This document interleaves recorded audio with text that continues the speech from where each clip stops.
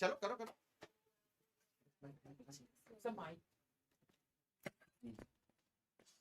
ये सर का ना वो वीडियो बनाया तो question Hello everyone, I hope we are audible and visible to all of you. This is your Captain Shreyas on the Vedantu JEE English channel, and we are going to start the paper discussion live for the 21st Jan Shift 1 JEE Mains 2026.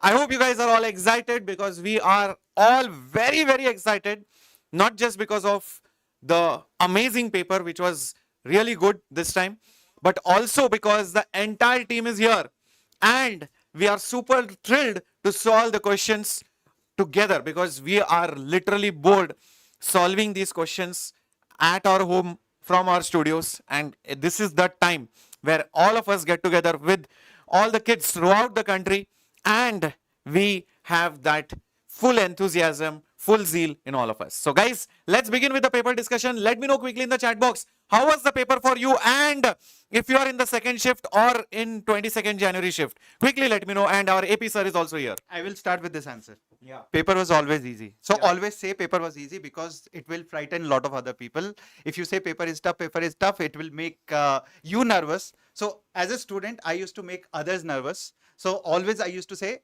paper is very easy, very easy. I did all the questions, right? So start with that so that everyone get nervous. Even your teachers will get nervous because they will find the questions tough and you will say paper was easy. So anyways, guys, I know you will be little nervous, fearful, but at this point of time, let me tell you one thing, that you should not waste a single moment thinking about how was the paper, because the more you think, the more time you will waste, and there is a board exam, then there is an April attempt, and everyone who is given the shift, you should start preparing for the April shift, and anyone who is actually waiting for tomorrow or day after tomorrow, today is very important because mostly we have seen the first attempt and the second attempt. Questions are repeated in the third and fourth attempt, 4 shifts. So the questions are repeated. And I will just quickly summarize because I have been talking to a lot of students, even the top students who gave the shift.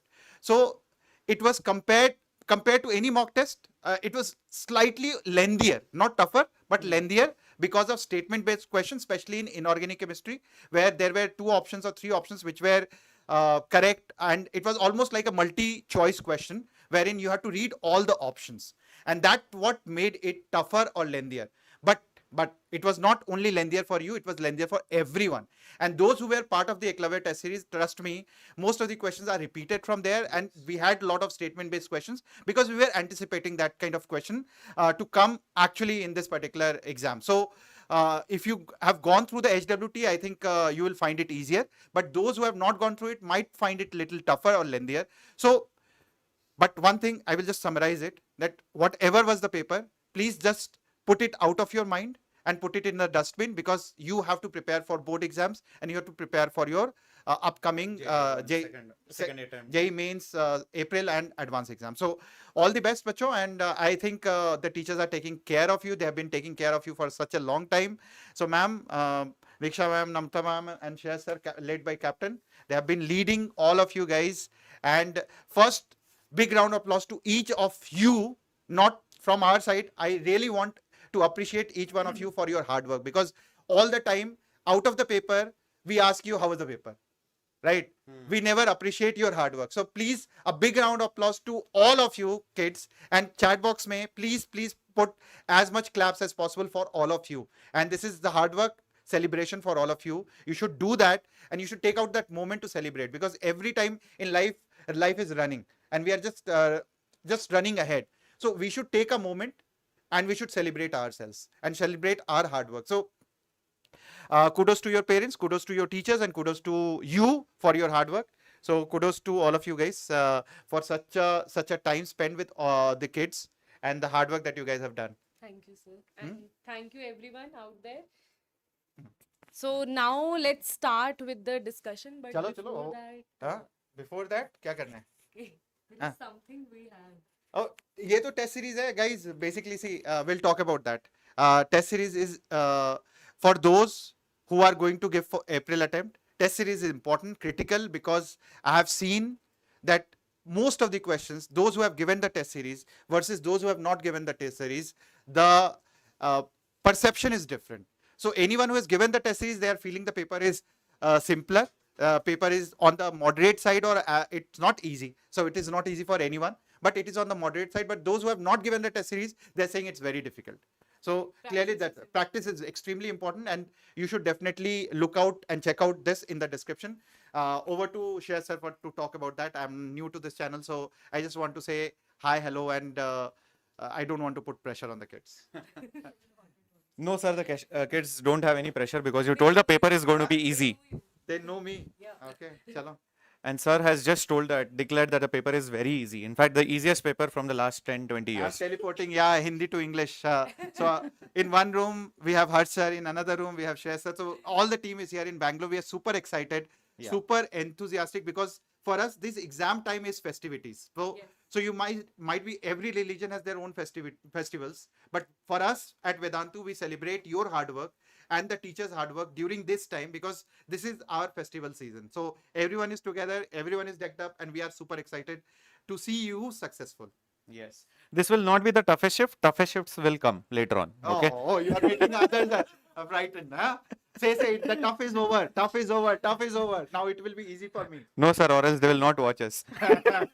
See, everything is for views. Okay. So, Diksha ma'am, you're going to start off with chemistry. Chemistry part, yes. Okay, great.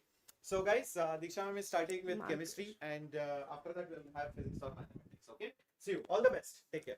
Okay, so students, let's start with chemistry, as now you will see that why chemistry is tough, right? Why everyone is saying that chemistry is tough. So as AP sir said that chemistry is slightly on the lengthier side, right? Right now I have questions which you will find that, okay, easy to moderate, right? Some, I have one question where you will find that, okay, that was on the lengthier side. So let's talk about that, and also spam your answers in the chat box, right? Okay, so don't be scared of anybody. You don't have to be scared, right? Trust me, I have taught you everything. Till now, the questions that I am seeing, I have taught you everything, right? If you have attended my marathons, everything, you don't need to worry about anything, right? And these discussions are going to help you, right, to understand how the pattern is coming, right? So the first question over here is, A is giving rise, A on reaction with catalytic hydrogenation is making this compound here. Firstly, we'll do elimination method here. See, if I am saying H2PT, you have, wait a minute, where is pen? Okay, yes. So here I have the pen, yes, and here I have the erase. No, I don't want to clear all, not at all. Right? Okay. So if you talk about this, that means if it is intact, if this benzene is intact, that means in the compound there should be benzene, right? So these two are automatically eliminated here. Either this will be the answer or this will be the answer. Now, if I talk about H2PT, then this reduction is happening on some double bond, and that's why this is also eliminated. So because of the options, this is under a easy category only, right? So if you see now, if the options are like very different from each other, that makes this question easy. Otherwise, what is the concept here? The concept here is simple, that what you will have here, whenever you have benzene, any alkyl group you have here, when you react this with KMNO4, that is changed to carboxylic acid, right? That is changed to carboxylic acid or carboxylic acid salt, right? So here we have hot alkaline KMNO4. That is why what will happen here, you have alkyl chain here or you have alkyl chain here. That will be converted to COH here and COH here. And that's how you have this compound. But who will tell us whether A or B is the correct answer? Because both of them can have the formation of this. That this double bond will tell you that the compound A is the correct answer, because we need some double bond where reduction is happening. Right? Okay. So that was your first question. Next question, if you see this, wait a minute. And now, next is, wait a minute. Arey, finding it little tough to understand how to change the slides. Wait a minute, let me just call someone. right? Okay, it is here, right? Okay. So now next is for two chemical reactions A and B, the difference between their activation energy is what? Now here, Arrhenius equation, do you remember, right? This is K is equals to, Arrhenius equation is K is equals to A e raised power minus EA by R, right? When you take the log and when you convert it to K1 and K2, then the formula became is ln of K2 by K1 is equals to EA. Now the temperature is constant here. Temperature is not changing here. That is why we'll write EA by RT, right? And this will be, because it is K2 by K1, this is going to be RT, simple T will be there. Okay, now you just put the values and solve your answer here. That will become EA activation energy is given to be 20, right? And this is given in kilojoules, so I will convert it into joules. Then temperature is given to be 300 and R is given to be 8.3, right? Now you just solve it, this point, it will cancel here, and the value that you will have here is 8.03. Yes, the value that will come out to be 8.03, that is 8 will be the answer here. So answer is B is the correct answer here, right? Okay, next question guys, next question, let's see that. Next question is in sulfur. Now I told you that definitely you will see question on jail dal. Now it doesn't mean that if now they have asked you question on Carius method, they will ask you this in two shift second also. This I told you in last year paper also was like that, where they have asked question on jail dal, Duma. Carius method was also the same kind of question was there in 2025 as well. And I have told you that from qualitative quantitative analysis, don't, if you're skipping the full chapter, at least to do the percentage of Carius, jail dal and Dumas method. They are very important, right? So in sulfur estimation, this much of organic compound give this much of BSO4, that is the Carius method, percentage of sulfur you have. So what is the answer for percentage of sulfur, everyone? Tell me, how do you answer it? Percentage of sulfur will be weight of BaSO4. This is the formula. Always it is like that. BaSO4 I told you is a detection compound. Weight by molar mass of detection compound. Always then you have here multiplied by organic compound, weight of organic compound, right? You can write it here and this will be multiplied by 100 here. Okay, tell me one more thing.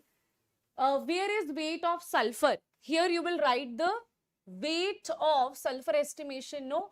So here you will have 1 gram of this, molar mass of sulfur will be there. How much amount of sulfur in 1 BaSO4? You have only 1 sulfur. So that's why it is weight of only 1 sulfur, okay?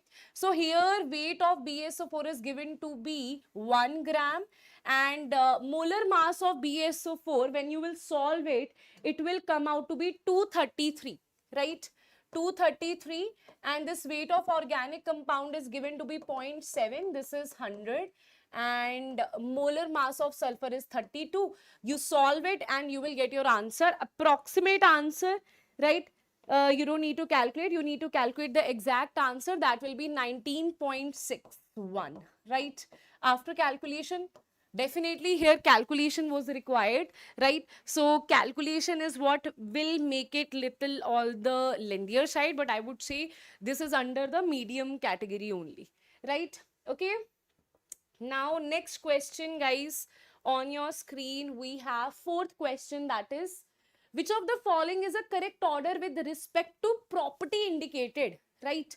So 4 properties are given to you, right? Now tell me which of the following is the correct order, right? Now if I see ionization energy of 2 things are given to you, chlorine and fluorine.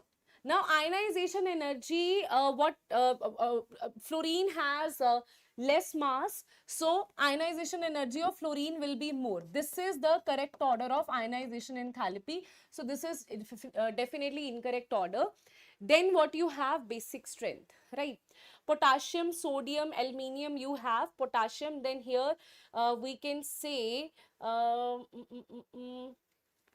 Yes, this is the correct order, right? If you see, this is the correct order because what is happening here, right? This is on the group number 13. So definitely basic strength is going to decrease here, right? And here basic strength will be more. So this is the correct order here. This is absolutely the correct order. What about answer you have B? Now metallic character, if you see, what about the metallic character? Here they have given you potassium, sodium, aluminium and magnesium. Now magnesium will have more metallic character as compared to aluminium. So this is opposite. Magnesium will have more metallic character as compared to aluminium. That is why this is not correct. Now, you know, in this case, right, 4 exceptions, right, 4 things they are asking you, right? B is the correct answer. So answer will be B is the correct answer. Ma'am, exception is there in electron gain enthalpy here. Ionization enthalpy does not have any exception. Electron gain enthalpy has the exception. Where chlorine is more than fluorine. That is in electron gain enthalpy, not in ionization enthalpy. Right? Okay? Okay. Next question is, now this statement I would say is new for students, right? This statement is new for students, right? This statement, that is essential and non-essential amino acids. But guys, if you have seen my lectures, then there I have explained you this as well, essential, non-essential, right? So here if you see, arginine and tryptophan are essential amino acids. That is true, they are essential amino acids, right? Then glycine does not have any chiral carbon, right? So glycine is what? Glycine has 2 hydrogens, you have COH here, you have NH2. So for chiral carbon, it should have sp3 and 4 different groups should be there. But here you have 2 same groups here. So that means this is not a chiral, this is not chiral, and they are saying does not have chiral. So that is also true. So both the statements are correct here, right? Both the statements are correct. Yes.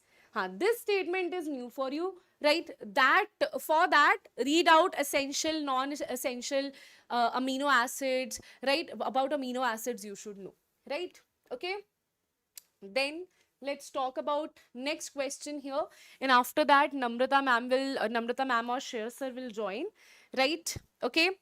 So what you have here, you have benzene, concentrated HNO3 and concentrated H2. Now this question I was talking about, where you have physical chemistry as well and you have organic chemistry as well, right?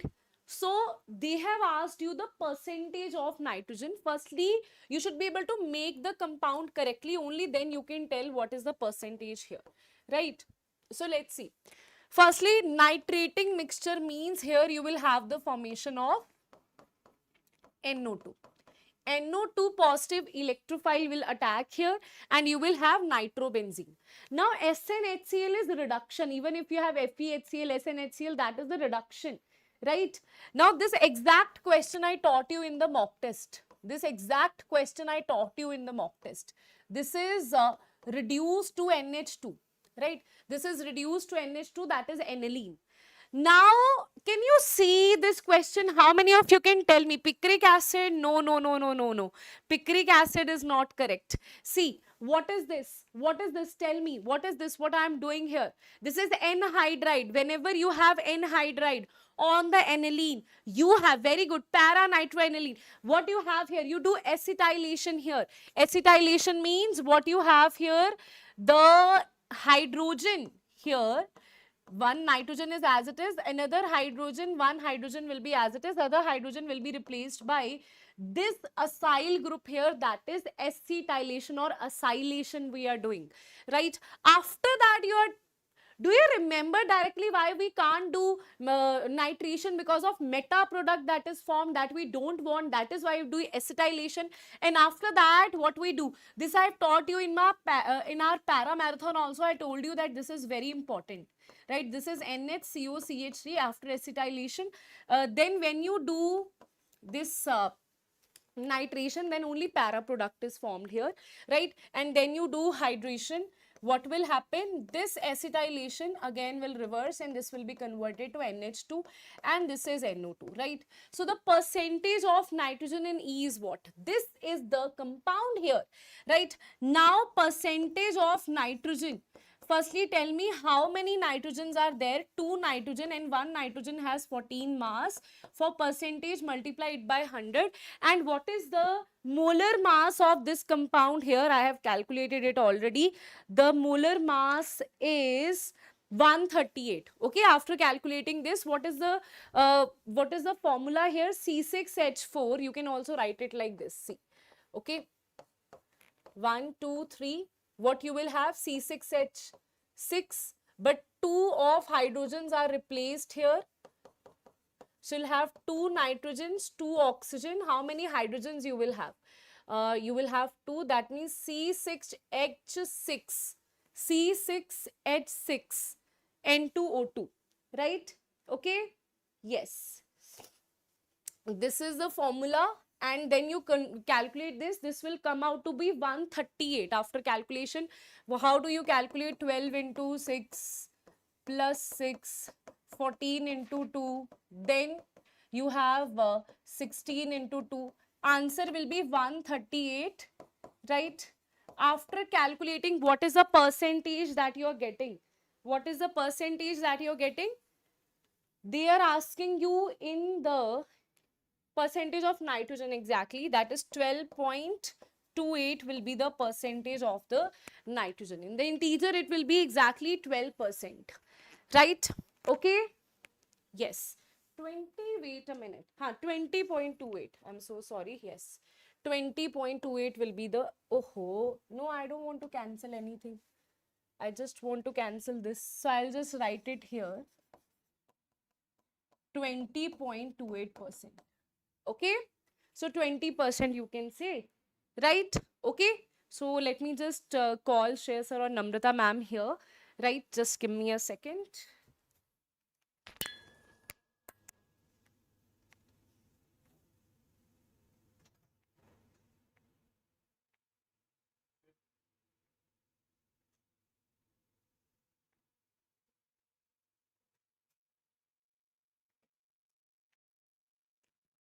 So guys, now Namrata ma'am is joining for maths. Yeah, I'll close this, ma'am.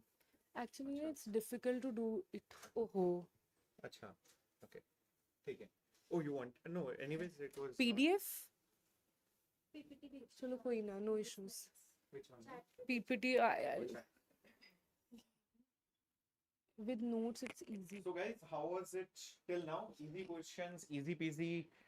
Somebody is asking tough or easy. I think it was a first time in a long time. I feel all the 3 subjects were like moderate level. Even I feel in chemistry we are yet to have other questions as well. Till now the questions that we have seen, right? Some statements were new, right? Otherwise, one question that I've just told you was like organic and physical mixed. But I would say in chemistry till now what I can see it is like moderate level, Yeah. right? If you have done like chemistry, you have taken really non-seriously, right? Then Then I it will would be, say yeah. then you will find it tough. But if you've attended my lectures, I can say you can do this, Correct. right? Then I'm that much confidence, don't worry about that. All right. Time for Namrata ma'am to rock the boat. Okay. Yo people, what's up? Mathematics for the very first time. My attitude is also different. Okay, because can you see, I'll be solving a couple of questions. Okay, and you will see that the questions were actually doable. The questions were doable, right? Mathematics, I think, is the easiest paper. This is the easiest, by far the easiest paper in my career. 10 years of JEE career. Okay, so let's start. Okay, the very first question, are we ready? Yes, everybody. I can see that you guys are telling me the answer before. How many questions? I think we'll be able to do 10 questions over here, and then I'll be finding some more questions, and physics, your capto will be taking physics. Okay, quickly let's start. Again, cosec 10 degree minus root 3 sec 10 degree. This is the question which I have I might have taken in my roar series. Class notes question. Can you see? 1 upon, oops. 1 upon sine 10 degree minus root 3 upon cos 10 degree. Now you have to take LCM. Let me just, now you have to take LCM. It is going to be sine 10 cos 10, right? Cross multiply. Cos 10 minus root 3 sine 10, correct? Now clearly here you have to do some manipulation. Root 3. If at all, I can do one thing. I can do 2 multiply 2 and 1 by 2 and 1 by 2. So basically divide and multiply by 2 so that this becomes something, correct? So if I mark this as cos 60 degree, so cos 60 degree is half. Cos 60, cos 10 minus root 3 by 2 is what? Sin 60 degree, right? So cos A cos B minus sin A sin B is cos A plus B. So this is going to be cos 70. Okay. And this is what? Sin 10 cos 10. I need a 2 over here. So one more 2 and one more 2. Okay. So that this is 2 sin A cos B. So one more 2 over here. This is what? Sin 20 degree. Okay. 2 sin A cos B. Now cos 70 sin 20 complementary angles. These two are equal. So final answer is 2 into 2. 4 is absolutely right. Moving on to the next problem. Okay. Moving on to the next problem. Most probably I would say from trigonometry, if I talk about this chapter, make sure that you are revising all the formulas.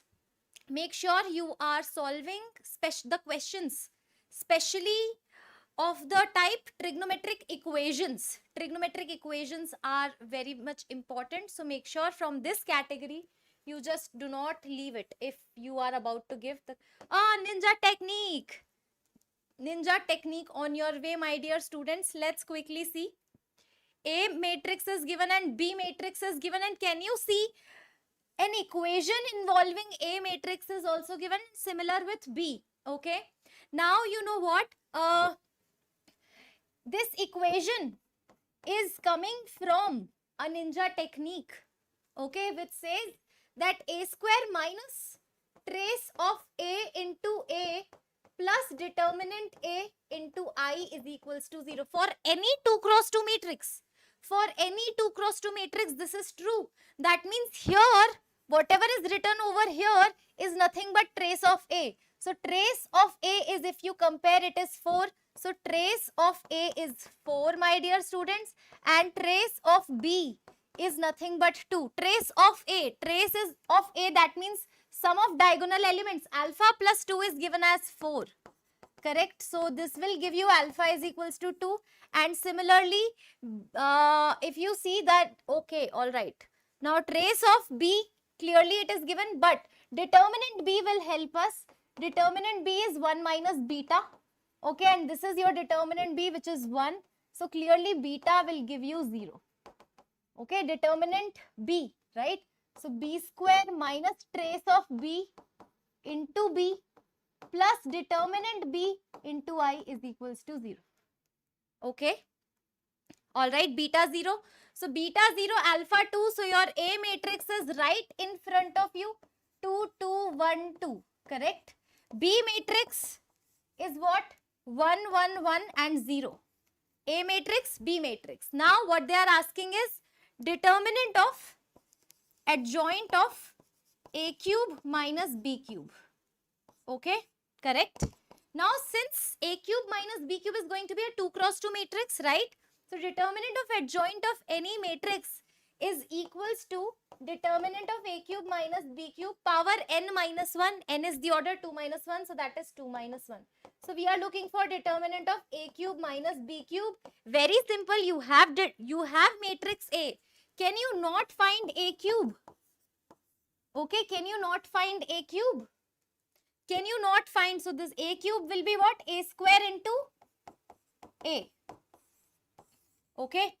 Matrix multiplication, you have to do it twice. First find A square, then B cube. Okay, I'm going to show you direct the result. Okay, so A cube is this. This is your A square into A. So A cube and B cube. If you subtract these two, 20 minus 1, 19. 28 minus 3, 25. 14 minus 0, 14, 19, 20 minus 1, 19. Now, if you take determinant, this is going to be 11. Yes, absolutely right. Okay. Now, I would say from the chapter matrix, make sure that you study properties of adjoint nicely and do a couple of questions based on that in order to make sure that yes, you are actually doing it. Okay. Yes. All right. Yes. Let's move on to the next. Next problem is from the world of complex numbers. And my dear students, cube root of unity is the concept which is used over here. Easy question, I would say, if you know the concept of cube roots of unity. Can you see x square plus x plus 1 is equals to 0 has two roots, omega and omega square. That means alpha is omega and beta is omega square. Correct? Now, please understand that 1 plus omega square is always 0. Right? And you know what? Omega cube is equals to 1. We are going to use this to solve this equation, right? So, first of all, let me see what is given. Alpha plus beta. So, omega plus omega square. This is omega plus omega square. Omega plus omega square is minus 1. So, minus 1 power 4. Now, this is omega square plus omega power what? 6. Okay? Sorry, 4. Yes. Omega power 4 is what? Omega cube into omega. Omega cube is 1. So this is actually omega only. Omega power 4 is omega only. So this is omega square plus omega only. Omega square plus omega is minus 1. So minus 1 power 4 again. And this alpha cube, that means omega cube plus omega power 6. This is 1. This is 1. This is 1. So this is 2 power 4. Okay, this is what I am getting. So how many terms are there? Can you tell me how many times alpha plus beta is written over here? Alpha plus beta, alpha square plus beta square, alpha cube plus beta cube. These are the 3 terms, correct? Power, alpha power 1, alpha power 2, alpha power 3, and it goes up to alpha power 25. Okay? Please understand, after alpha cube plus beta cube, you are going to repeat the same cycle. Again, you are going to get minus 1, then minus 1, then 2 power 4. Then again minus 1, then again 2 power 4. Okay, so 1, 2, 3, 4, 5, 6, 7, 8, 9, 10, 11, 12, 13, 14, 15, 16, 17, 18, 19, 20, 21, 22, 23, 24. So basically, this is how many times? 8 times. 24, 8 times. Then last 25th, the last thing, alpha power 25th. It is going to be what? Again minus 1 power 4. This extra is going to be there. 16 plus 1 plus 1. So 18 into 8 plus 1 is going to be your answer.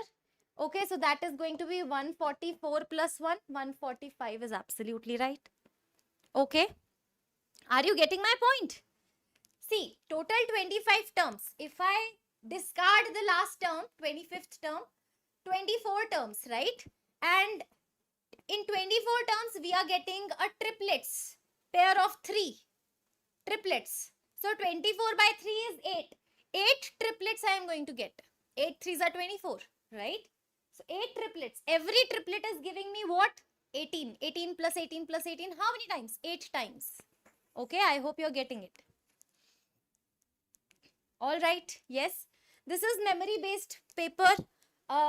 Some here and there things might have happened, but mostly this is the paper which we have got. Okay, now another question based on definite integration. 0 to pi by 2 mod of sin x plus sin 3x. I am going to take it over here and plus sin 2x, which is 2 sin x. Okay, sin 2x, let's keep it the same way, sin 2x and dx.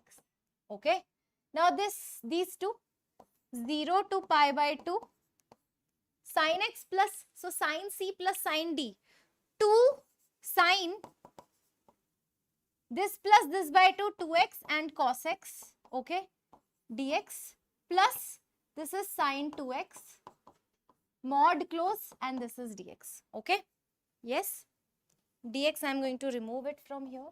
Better. Now please understand modulus. How to eliminate modulus is the main thing. Okay, How to eliminate modulus? How to eliminate modulus? How to eliminate modulus? First of all, please understand in 0 to pi by 2, this 2x will be what? 0 to pi. In 0 to pi, sign is positive. So that means this is the positive. Okay. What about this? Again, sine 2x is again positive. And cos x is positive in first quadrant. That means every term over here is positive, and if you add every positive term overall, you will get positive. So modulus is of no use. You can remove the modulus. Now just integrate. So this is 4 sin x and cos square x dx plus sin 2x dx. Okay, this is again 0 to pi by 2, 0 to pi by 2. Now for this, use which method? Take cos x is equals to t. So sin x dx will be minus dt. So t square minus 4t square dt. And here integration of sin is what? Minus cos. Cos 2x by 2. Okay. And now this is what? Minus 4t square. Correct? T is cos. So minus 4 cos square x minus cos 2x by 2. And we have 0 to pi by 2. Correct? Now start putting the values. Pi by 2 if you put, you're going to get 0. Okay. So this is going to be what? Pi by 2 if you put it over here. So this is going to be half. Now 0 if you put. So this is going to be minus 4. And 0 if you're going to put over here. This is going to be minus 1 by 2. This is what you're going to get. So half plus half is 1. And 1 plus, is it? Hold on. This is cos x is equals to t, right? Sin x dx. Oops, this is t cube by 3. This is by 3. Okay. So by 3. Okay. Now if you put pi by 2, this is 0. But if you put 0, this is minus 4 by 3. Yes. So this is 1 plus 4 by 3. 7 by 3, where are you? Option B is absolutely correct. Okay. Yes. Yes, we have integrated it now. Now it's correct. So 7 by 3 is absolutely right answer. Can you see 7 by 3? Now it's correct. Okay, next question from differential equation, my dear students. Next question is from differential equation. If at all the limit is from 0 to pi, one student is saying that if at all the limit is from 0 to pi, then what to do? Then you have to break. 0 to pi by 2, modulus will open with a positive sign, and pi by 2 to pi, because you are in a second quadrant, then you have to check every term and overall expression, is it positive or negative? If it is negative, open with a negative sign. Okay. Yes. All right. Now this particular question, can you see that if I divide the whole thing by dx, this is going to be dx, and if I divide the whole thing by 1 upon 1 plus x square, I have divided the whole differential equation by dx, and I have divided the whole differential equation by 1 plus x square. Okay, fine. Now dy by dx is right here, and plus 1 upon 1 plus x square, correct? Or dx, you don't actually need dx. Dx, keep it here. So dx upon this minus tan inverse x upon 1 plus x square is equals to 0. Okay. Right, this is now integrate. This is y plus integration of this, everybody, tan inverse x. And now here, please understand, if you put tan inverse x as t, this is your t. So this is your dt. Correct? Integration of t is what? So minus tan inverse x whole square by 2 is equals to constant c. Now initial conditions are given. Initial condition, this is not linear differential equation. This is variable separable. Direct integration is possible. You don't have to do anything. Y of 0 is given as 1. That means if you put x is equals to 0, you will get y is equals to 1. So y plus 0 minus 0 by 2 is equals to c. So clearly this y is 1. So constant is coming out as just 1. So this constant is 1. Okie dokie. Yes. Now what they are asking is, y of 1 is what? That means in here you have to put y is equals to x is equals to 1, right? So y plus tan inverse 1 pi by 4 minus this is pi square by 16 into 232 is equals to 1, and you have to get the value of y 1 plus pi square by 32 minus pi by 4. Okay, so I think option B is matching. Yes, everybody, pi square by 32 minus pi by 4, 1. Absolutely. Okay, next question. Are we ready? Again, another easy question. Can you see that easy questions are being observed in mathematics? If at all students are telling us that these are the question, and if actually these are the questions, then trust me, this is by far the easiest paper of mathematics I have seen. Okay, yes. And what about, can anybody tell me about what have you done? Like, what do you think? Was it an easy paper? Especially, I am asking those people who have given JEE Main first attempt, JEE Main first paper, like morning shift, today morning shift, who have given morning shift? Who have given morning shift today? Anybody who is watching this? Tell me, mathematics was easy or tough? Yes, absolutely. I believe 100% if I talk about mathematics cutoff.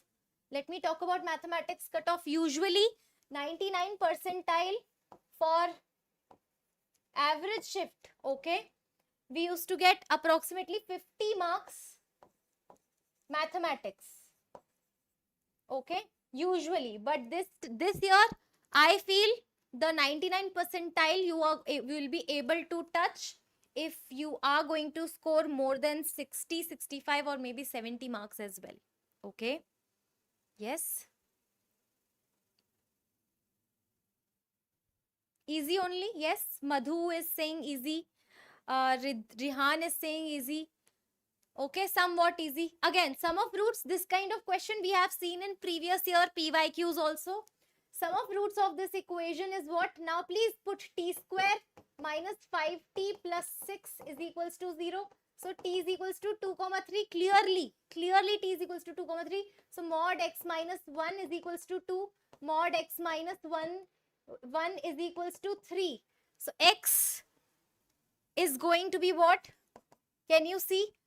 2 plus 1, 3. Minus 2 plus 1 is minus 1. These are the two things. X is going to be 3 plus 1, 4. Minus 3 plus 1 is minus 2. Okay. So can you see that this and this? 4 values. Now sum of all the roots. So 3 minus 1, 2. And 4 minus 2, 2. 2 plus 2, 4 is the answer. 4 is the final answer. Okay. Yes. 4. One exam cannot decide the overall nature of 2026. Absolutely, absolutely. We have seen in last year, you go and check it out. There were easy papers, there were tough papers. But you know what? Please understand one thing I would like to tell you, and which is going to calm you down a lot. If a paper is easy, it is easy for all.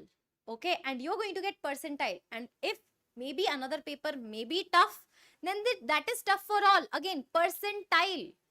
This is a percentile. Relative performance doesn't mean that if at all somebody is getting easy paper, sometimes easy paper is a curse. Easy paper is a bad thing sometimes. Because if it is easy, everybody is able to do that. So cutoff is high. Sometimes tough paper is something which is like students find it tough, but when they come out, they realize, oh, it was tough, cutoff is low. So percentile goes high, right? Okay. Yes, one student is saying, this question I saw in Eklavya Test Series. Absolutely. Some questions were from Eklavya Test Series. You can actually check and see. Okay. Moving on to the next problem. Next problem ready? Ready for the next problem? Yes. This question, again, this can be done using shortcut, right? 4 A, B, C, D, 4 elements. Total number of reflexive and symmetric relations. See, cardinality of A is 4. And you know what? Number of reflexive and symmetric relation has a formula 2 power n square minus n by 2. So 2 power 16 minus 4 by 2. So this is 2 power 6, which is 64 is the correct answer. Yes? Okay. All righty. Okay. All right. Next question. Next question. Let me find out the next question. Point of intersection H comma K, right? So now what we are going to do is, this is a 90 degree, and if I join, this is going to be 60, okay? So this is 60 degree, correct? And this radius of the circle is 4, okay? Can we apply something over here?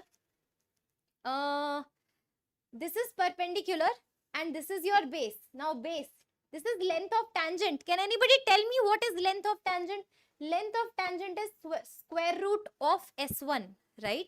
So now perpendicular by base, 4 by root S1 is nothing but what? Tan 60 degree, which is nothing but root 3. Okay, so 4 upon root S1 is equals to root 3. If you square, what you're going to get is 4 by 3 is going to give you what? Sorry, 16 by 3, not 4 by 3.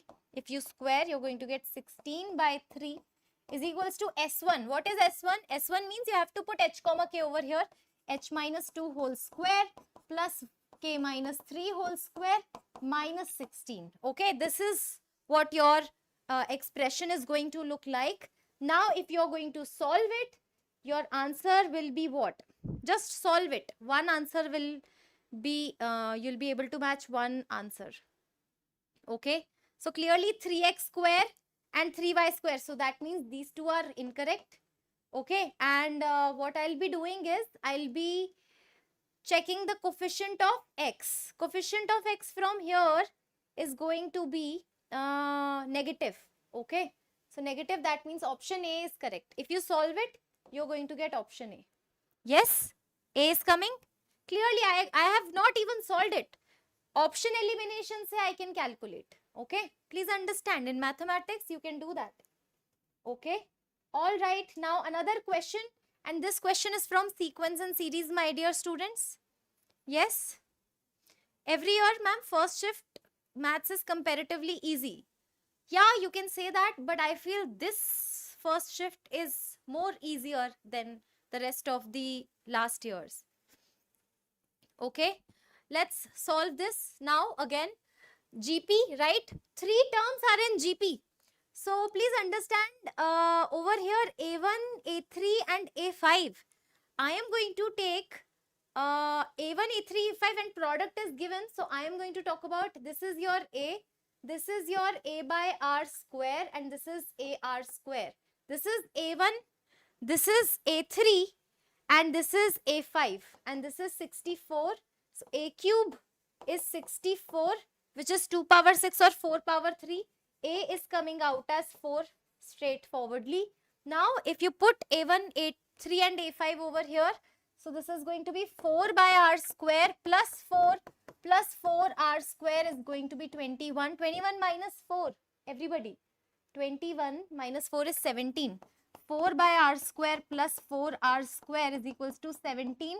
And you know what? If you divide by 4, so this is 1 by R square plus R square is nothing but 17 by 4. Also, can I write it as 16? Okay, can you see this is 4 plus 1 by 4. R square plus 1 by R square is what? 4 plus 1 by 4. Correct? R square is either 4 or R square is 1 by 4.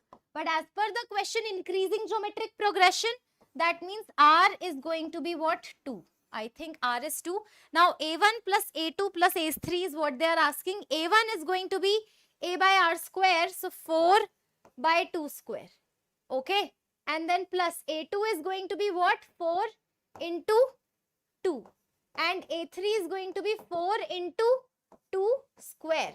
So this is going to be 4 by 4, 1 plus 8 plus 4 4s are 16, 25.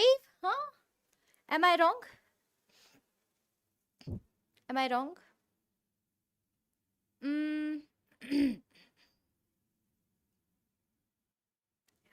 Common ratio is 2, right? Let me check.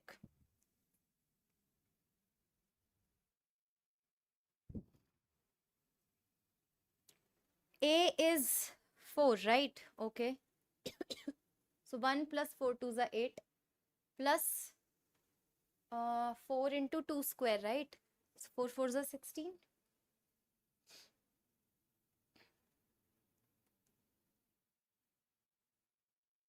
A1 is A by R square, correct? Then A2 is going to be A3. A3 I know, A3 is A. Okay, A3 is A. So A3 is 4 only, right? Oops, sorry. Sorry. I just have to keep on multiplying 2. So 4 by 2 square, 4 by 2 and plus 4. Yes, now it's correct. So 1 plus 2 plus 4. 777 option B. Now it's correct. Yes. Okay. All right. Okie dokie. Now let me check. Do I have some more problems?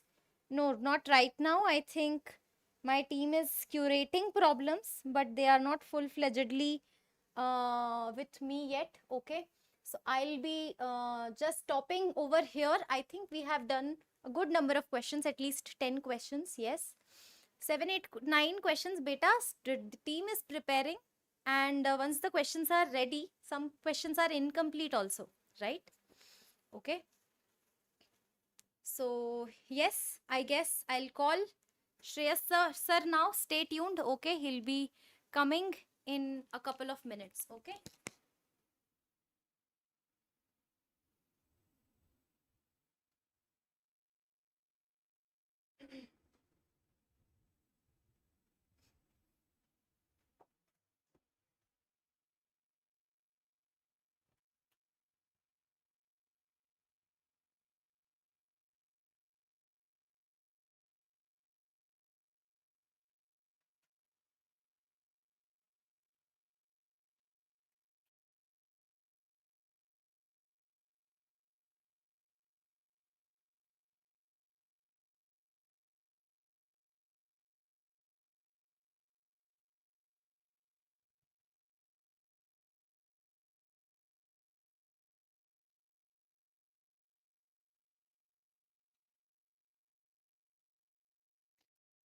Welcome back. Welcome back. This is your Captain Shreyas. Time to discuss some physics questions. I hope you guys are doing great and welcome aboard. Hi Jujutsu, Brainly, Sweetheart, Vince. Hi Vellore. Hi Meghna. Good evening. Sorry, good afternoon. Hi Kavita. Hi Sabrinathan. Hi Lewis. Can I also join the new Eklavya Test Series? Yes, definitely. So what are the chapters you should focus on? I think you will get an idea once we discuss the questions, and you will see that there are certain topics which were not asked in 2024. They have been asked now. If you want, you can just go through those concepts. Otherwise, other chapters as we predicted has come exactly. Whether it is current electricity, ray optics, whether it is heat, thermo, KTG, units, dimensions, kinematics, exactly same kind of pattern has been followed. All right, so our predictions have worked. That is the good part. Now, if you look at this particular question, I think two concepts or two chapters have been combined. There are two springs which are now connected in parallel, and delta I, delta B represent the absolute errors. The effective spring constant is how much, and the maximum absolute error are how much. Okay. Now, I think they have given the values or they have given in variables. I do not know. So, I'll just give you a generic form in terms of variables. See, first of all, it is clearly mentioned that they are connected in parallel. So, whenever the springs are connected in parallel, my dear warriors, then the equivalent spring constant is just K1 plus K2. It's just nothing but addition of them in parallel. So, you just have to add these two things. These are two errors which need to be added. So, we have basically A plus minus delta A, B plus minus delta B. So, the effective will be A plus B, and then you will have plus minus delta A plus delta B. That is what your answer will be. Yeah, everyone got it?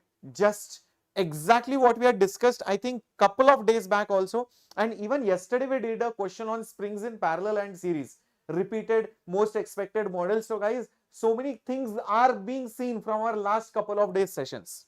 Yeah, exactly what we are expecting. All right. Next, what is it? Find the moment of inertia of a T-shaped. Remember, we did a similar question for rods, but I think it was for a crossed section. And then we had also done for parallel axis theorem, etc. So my dear warriors, T-shaped rod is there and both the masses are same, I believe, okay, of equal lengths, okay, and the axis is passing through the junction, then finding the moment of inertia of that entire system. So what we need to do, my dear warriors, let's see. First of all, this is one of the rods, this is another rod, I am showing it in 3 dimension, and this is basically your axis. If you consider this rod, for that this is the center, the moment of inertia will be ml square divided by 12. If you consider this particular rod, this axis is the end, so the moment of inertia will be ml square by 3. So the total moment of inertia will be ml square by 3 plus ml square by 12. Is that right? So you will have ml square in common and masses and lengths are equal, I believe. That's all. So LCM is nothing but 12. 3 goes with 12 4 times, so plus 1. So it will just become 5 by 12 times of ml square. So 5 by 12 times of ml square. How many of you remember we did these kind of questions? Yeah, before also. Right. Let's move on to the next question on your screen. This I have done it so many times, even in 2022, 2023 also, I believe, and you know, in some of the mock tests or in some question solving or question practice also, we did exactly the same question. In fact, we have done 2 types of questions in this. Either you can find angular acceleration or the question is on tension. Both kind of questions we have done. All right, you can check out my old videos, it is there. We have done it multiple number of times. So if you cut one of the left string and just after find a tension in the left string just after the right string is cut. So if you cut this out, the tension over here is asked. This is nothing but mg and it will have some angular acceleration. This tension is what I do not know. This center of mass will accelerate down like this. So first you use your you can say torque equation. Torque is because of mg about this point. Tension will not give torque about this point. So you can say the torque due to mg will give you moment of inertia multiplied by alpha. Torque is nothing but mg force into the distance, which is L by 2. Moment of inertia about the end is ml square by 3, not by 12. And alpha, we can say, is related to the acceleration as well. All right. And A, if you know, is alpha into r. R over here is the radius, which is half the length of the rod. So which is alpha into L by 2, which also means alpha is 2A divided by L. Alpha is nothing but 2 times of A divided by L. Is that right? So from this we can get the value of acceleration. M cancels, one of the L also cancels. Okay, so G is remaining, by 2 is remaining, L is there, 2 is there, A is there, and 3 is there. And this L and this L also got cancelled. So this also went off. So therefore A will be nothing but 3G divided by 4. Once you get this, we can figure out how much is the tension by Newton's law.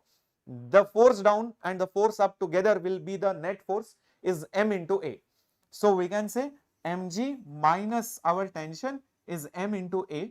Therefore tension will be mg minus ma. Therefore it will be mg minus m into acceleration is 3g divided by 4. So 3 by 4 and 1 minus, if you do, 1 by 4 will be remaining. So 1 by 4 of mg by 4 basically. Yeah, option B, very good. This is also there in H.C. Verma solved example. In that, instead of tension, they have told there are 2 people who are carrying a plank, and one of the person who is holding the plank leaves the plank. Then the plank begins to rotate and fall down. What is the normal force experienced by the other person? Exact same question as a solved example is there in H.C. Verma. So this is inspired from that, as you can see. Okay. All right. Let's move to the next one on your screen. And here it is. The figure shows a logic gate. Guys, tell me how many times you have done this question. So many times you have done this question. Everything is repeated from whatever Shreyas sir has taught. So if you have been my student on YouTube and Sigma batch, I am telling you guaranteedly, and if you are following everything properly, doing whatever I am saying, there is no way you can score less in physics, especially all these questions. All right. So my dear warriors, in this particular question, this is A, So this will naturally become A bar. This is B. This is a NOT gate. So this will become B bar. This is a OR gate. So you are ORing it. So it will be A bar plus B bar. This is OR gate. And then you are NOTing it. That means A bar plus B bar NOTed. So now you use De Morgan's theorem. Now you use De Morgan's theorem. So it will become A bar bar and B bar bar, and plus will become dot. Bar bar will become just the simple value. So it will become A dot B. So it will just become A dot B, guys. So A dot B is your AND gate. It should be your AND gate, unless and until there is something else that we have missed. Just check this out. This was A bar plus B bar. Okay.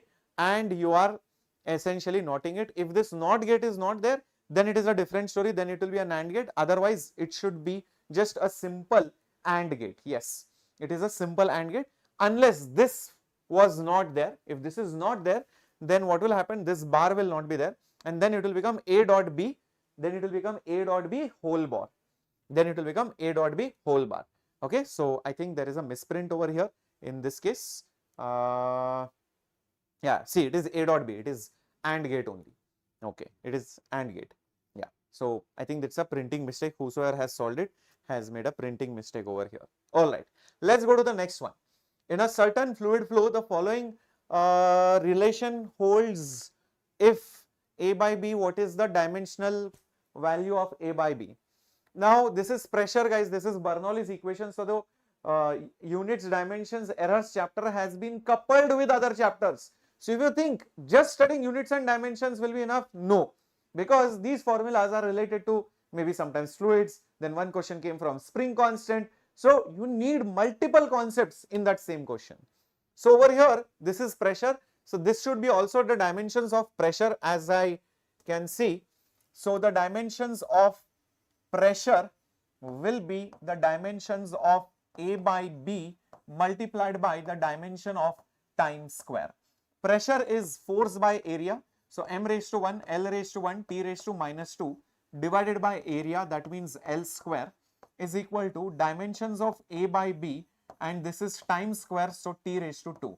So therefore, our A by B will become, check this out, m is still there raised to 1, L will become raised to minus 1, T square and minus 2, this will become minus 4, so T raised to minus 4. So T raised to minus 4, m1 L raised to minus 1, guys. That is the answer, as you can see, option B.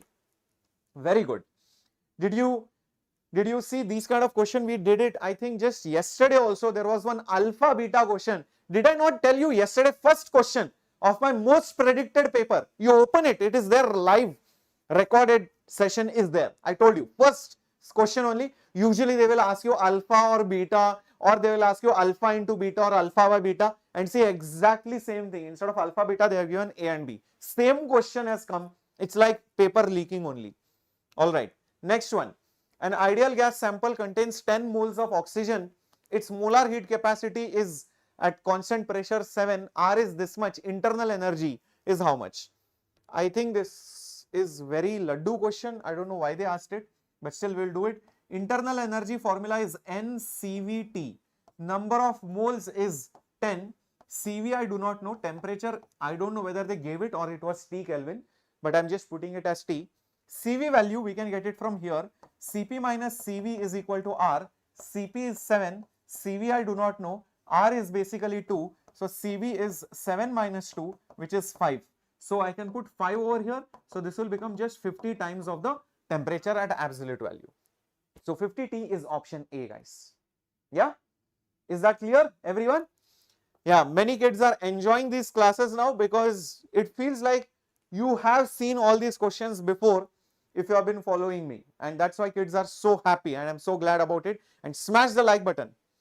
99 percentile मुझे लग रहा है physics में around 80-90, maths में around you can say close to 75 marks. Okay, or you might get 99 percentile, and in chemistry being little bit hard, again I feel around 70 to 80 marks. That's what I feel 99 percentile will be around. Okay, so let's see what is this question. Find the heat dissipated across the Wheatstone's bridge. I think the Wheatstone's bridge is not printed here, but as far as I remember, see if this was the question, something like this. There was 1 ohm, 2 ohm, 2 ohm, 4 ohm and some ohms here, and I think there was a battery given of I think 9 volts and 1 ohm resistance like this. Was this the circuit? Okay, I'm not really sure what the circuit was exactly, but I think it was this. Now what happens is this resistance gets eliminated, so this 1 and 2 together they are in series, so that will become 3 ohms. 2 and 4 together is nothing but 6 ohms. Now 3 and 6 are in parallel, so in parallel the resistance will become 3 into 6 R1 R2 by R1 plus R2. So that is 18 by 9, which is basically 2 ohms, because 3 ohm and 6 ohm are parallel to each other. So now we have 2 ohms and then we have 1 ohm and then we have this battery over here, and yeah, that's it, 9 volts. So first let's figure out how much is the current in the circuit. The current is the voltage divided by the resistance. Voltage is 9, resistance is 3. So this is basically 3 amperes. Now the question is power between the points, I think A and B. A was over here I believe and B is over here. So this is A and this is B. So the power across AB is nothing but I squared into R. So heat will be, heat if it is asked, then it will be I squared RT. So current is 3, resistance is 2, time is 1 second, 3 square is 9, 9 2s are 18. So 18 joules should be the answer, which is option A. Okay, just check if this was how it was to be solved, and values could be different. In your next shift it might be 3 ohms and 6 ohms, this could be something else, but concept and method remains the same. Now some of you might ask, sir, why did I not do V square by R? This is the most common mistake. Why can't I do V square divided by the resistance? Lot of people will do this. Reason why this is wrong is because 9 volts is not the voltage across 2 ohms, it is the voltage across the entire circuit. Do not forget there is an internal resistance. So that is why instead of finding the voltage across AB, I rather figure out the current, because that will be the same, and then I use I squared R formula. Is that right? So do not use V square R, V square by R. Yeah. So be very careful. Many kids have made this mistake. I got to know, when they were discussing. All right. Now, next one. Yeah, this is also a standard model of question. It's there in H.C. Verma solved examples as well. You can see. So there is a rod, it is being moved. There is a force which is acting. Speed is given, resistance is given, magnetic field is given. Question is how much is the force to move it with that speed. Now, what happens is this external force comes because there is a magnetic force which is opposing it, and that magnetic force is basically ILB. Now, why is there a current in the circuit? Because this rod moves, so in the magnetic field, it acts like a battery due to motional EMF. So this battery supplies current inside the circuit based on this resistance. So first of all, the motional EMF will be magnetic field into length of the conductor into the speed.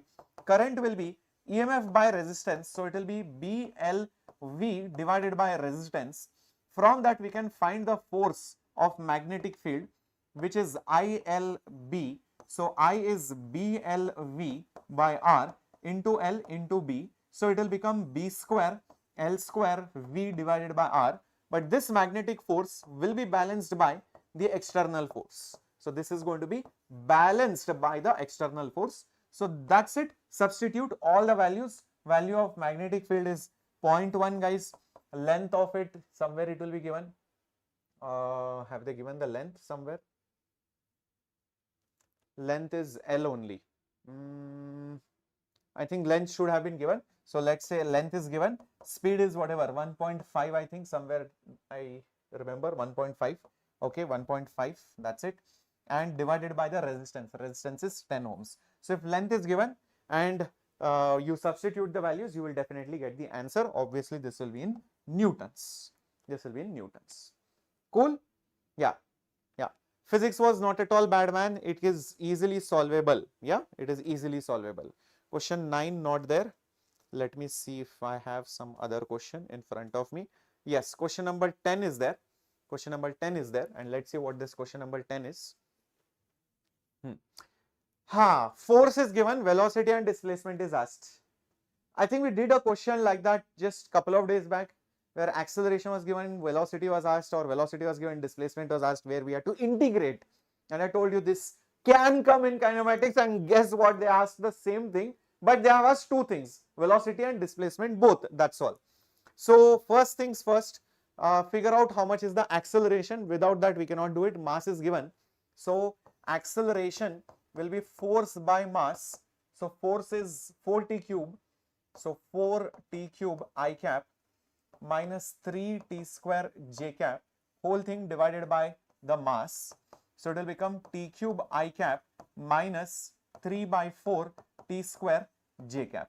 This is your acceleration. Now from this you can find velocity, guys, which is integration of acceleration with respect to time. And they have asked in general, no, at 2 seconds basically. So first we will find in general.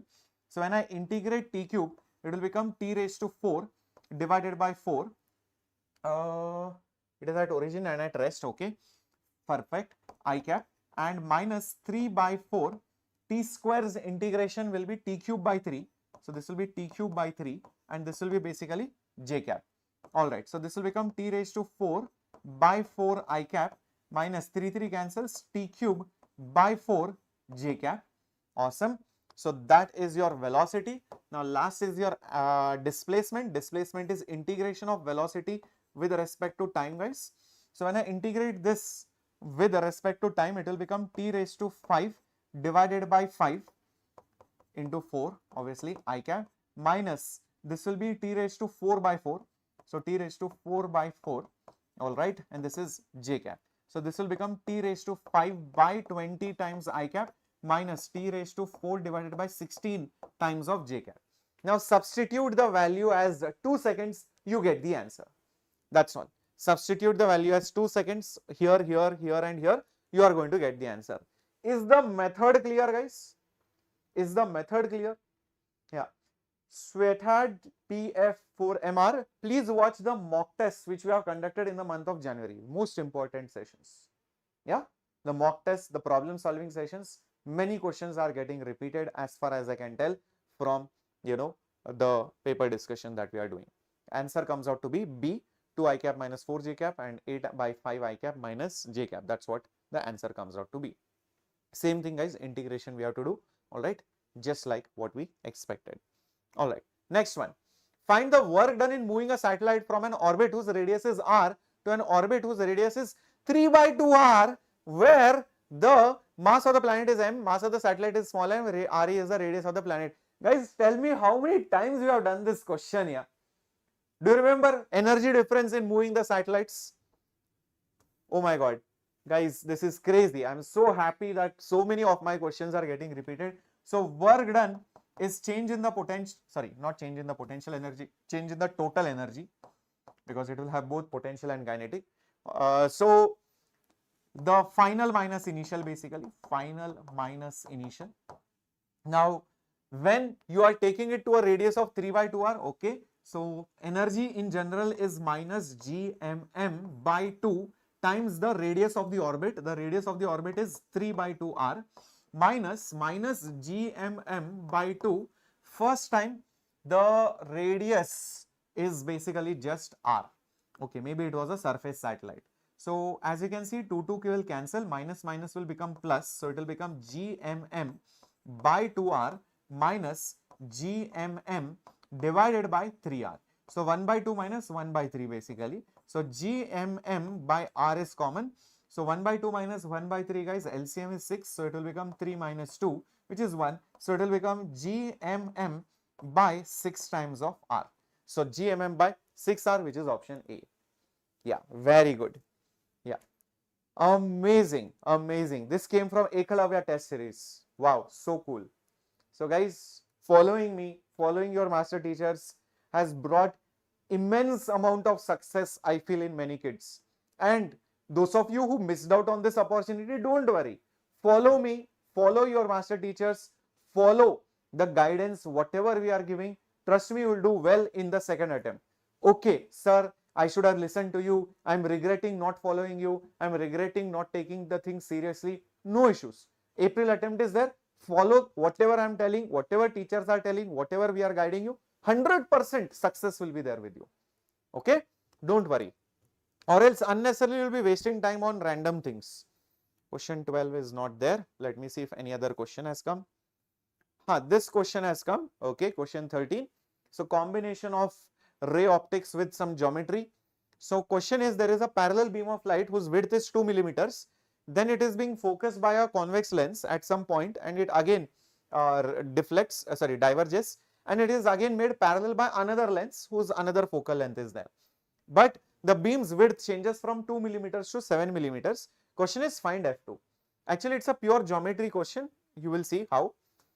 See guys, if this is 2 millimeters, from this point to this point is the focal length. So if you draw a triangle, this will be point P, this is your lens 1, and this is 2 millimeters, and this is your first focal length, which is 2 meters. Now ahead, what happens is the same rays will continue, and the width has become different. This has become 7 millimeters at lens 2, and this is what you have to find. Guys, these are similar triangles, so the sides will be in the same ratio. So that's all. So 2 meters divided by 2 millimeters, 2 meters divided by 2 millimeters is F2 meters divided by 7 millimeters. 2 cancels, so F2 will be just 7. So the answer is 7 meters. Yeah, if it was in millimeters, then it is millimeters. If it was in meters, it will be in millimeters. Okay, so answer is basically your 7. Yeah, perfect. Great. Moving ahead.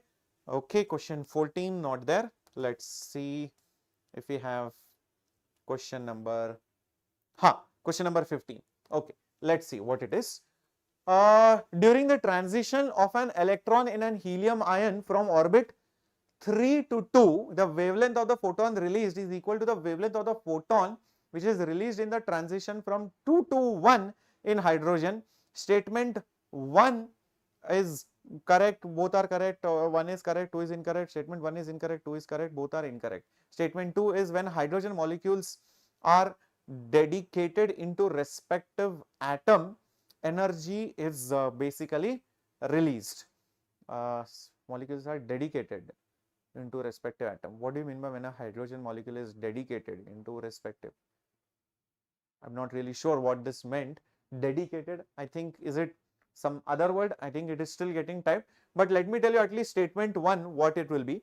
See guys, first of all, in helium plus, if you are going from 3 to 2, the wavelength for that helium plus will be, R is there, Z for helium is 2, okay, 1 by, basically this will be 2 square minus 1 by 3 square. If you talk about the wavelength for hydrogen, it will be R into Z square from 2 to 1, right? So 1 by 1 square minus 1 by 2 square. Tell me, how are they equal? Are these two wavelengths going to be equal? Definitely not. They are not equal. They are definitely not equal. So statement 1 is wrong. Statement 1 is wrong. Yeah, statement 1 is wrong. So second statement, when H2 molecules is, I think, dissociated into respective atoms, energy is released.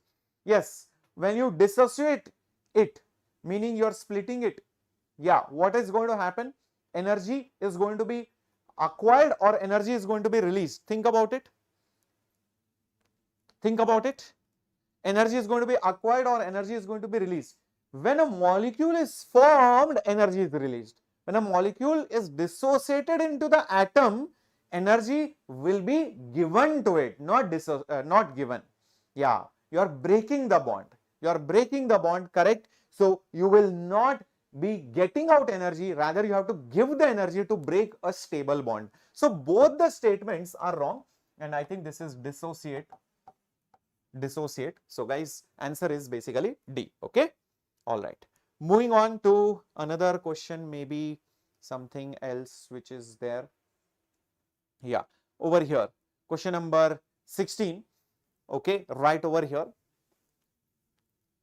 The diagram shows a current carrying solenoid. A charged particle having charge q and mass m is released from one end in the vertical plane as shown. If A denotes acceleration and G denotes acceleration due to gravity, choose the correct option.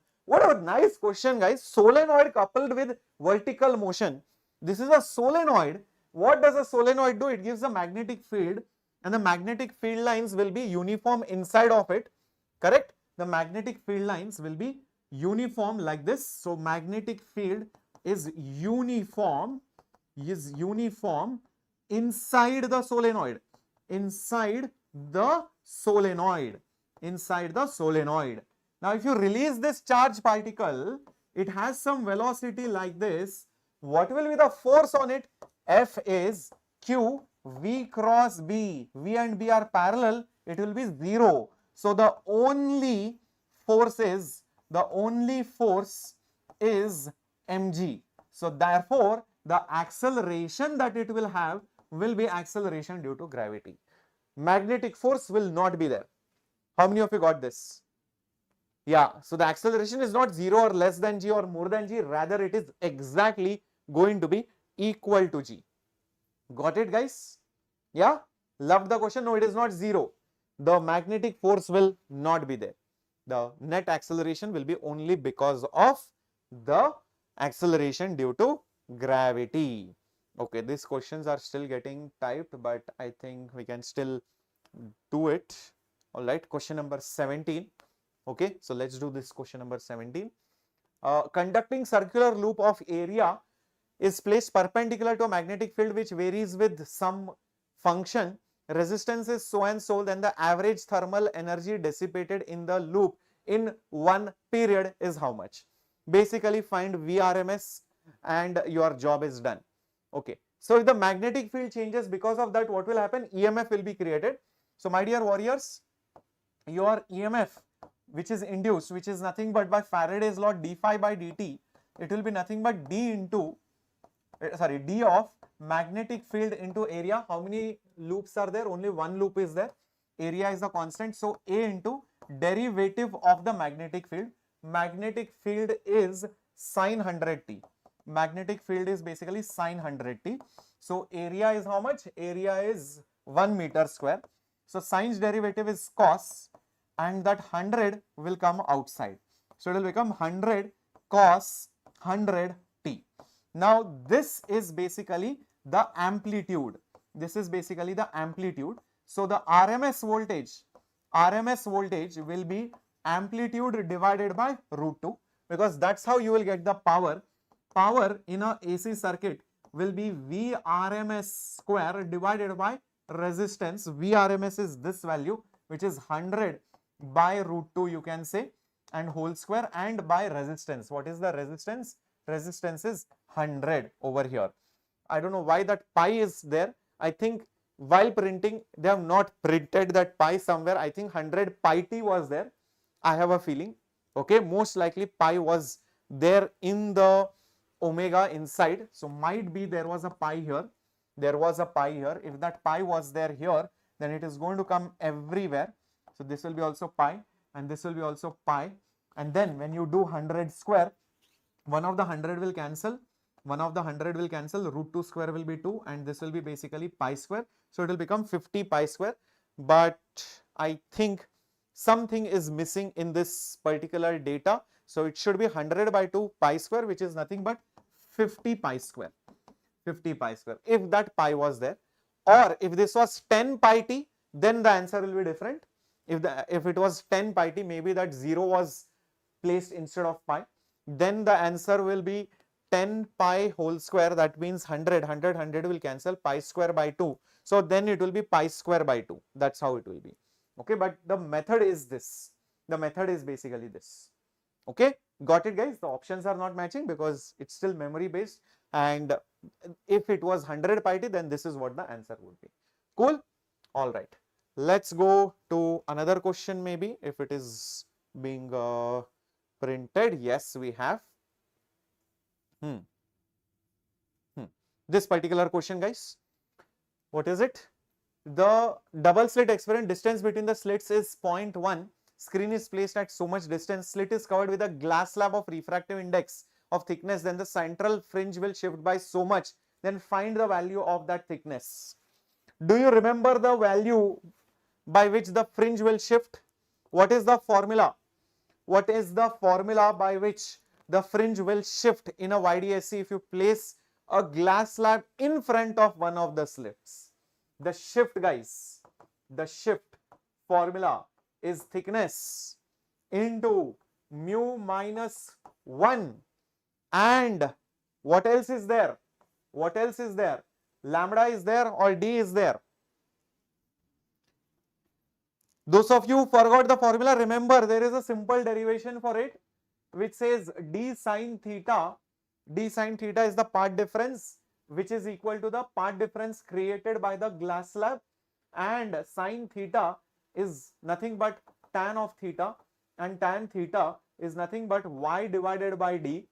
So therefore from this we get y is equal to t into mu minus 1 capital D by small d. So this is the formula. So basically this is capital D by your small d. This is the shift. Now everything is given. The fringe is shifting by 0.2 centimeters. That means 0.2 into 10 to the power minus 2 meters. The thickness is not given. Refractive index is 1.5. The distance from the slit to the screen is how much? 50. That means 0.5 meters. Distance between the slits is 0.1 centimeter. That means 0.1 into 10 to the power minus 2. So from this you will get the thickness. From this you will get the thickness. Got it, guys? Yeah. So if you don't remember that formula, this is how you are going to derive it. The path difference because of the geometrical length is equal to the path difference created by the glass slab. If you equate the two, you get the answer, and it comes out to be 0.0008 centimeters. So right. Okay. So I think there is one more question which is still getting typed. Okay. So let it get typed, but anyways, once it is typed, I'll come back completely and I will tell you the answer. Some things are still getting typed. Okay. So I'll come back. So right now it's time for chemistry to start. So we'll start off with chemistry now. Okay. So hold on. I'll just call up Diksha ma'am.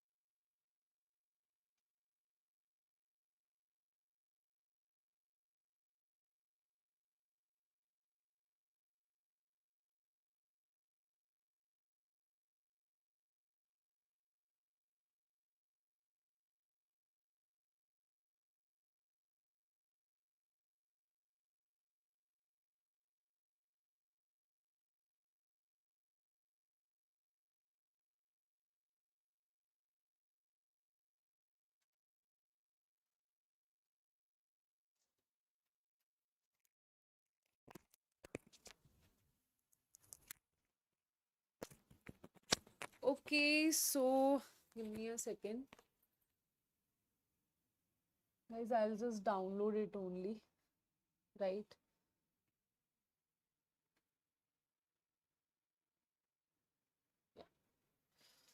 Yeah.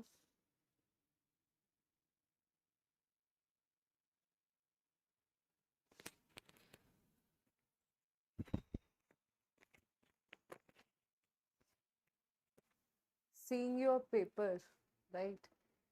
Again, I have fever. Okay, so I think it's 2:43 now, so this must be the paper. Right, I'll just delete the questions that we have done, right? These all we have done these, we have done this. Now let's solve other questions. Okay, so 7 questions. Before that, we have done all the questions. Oh,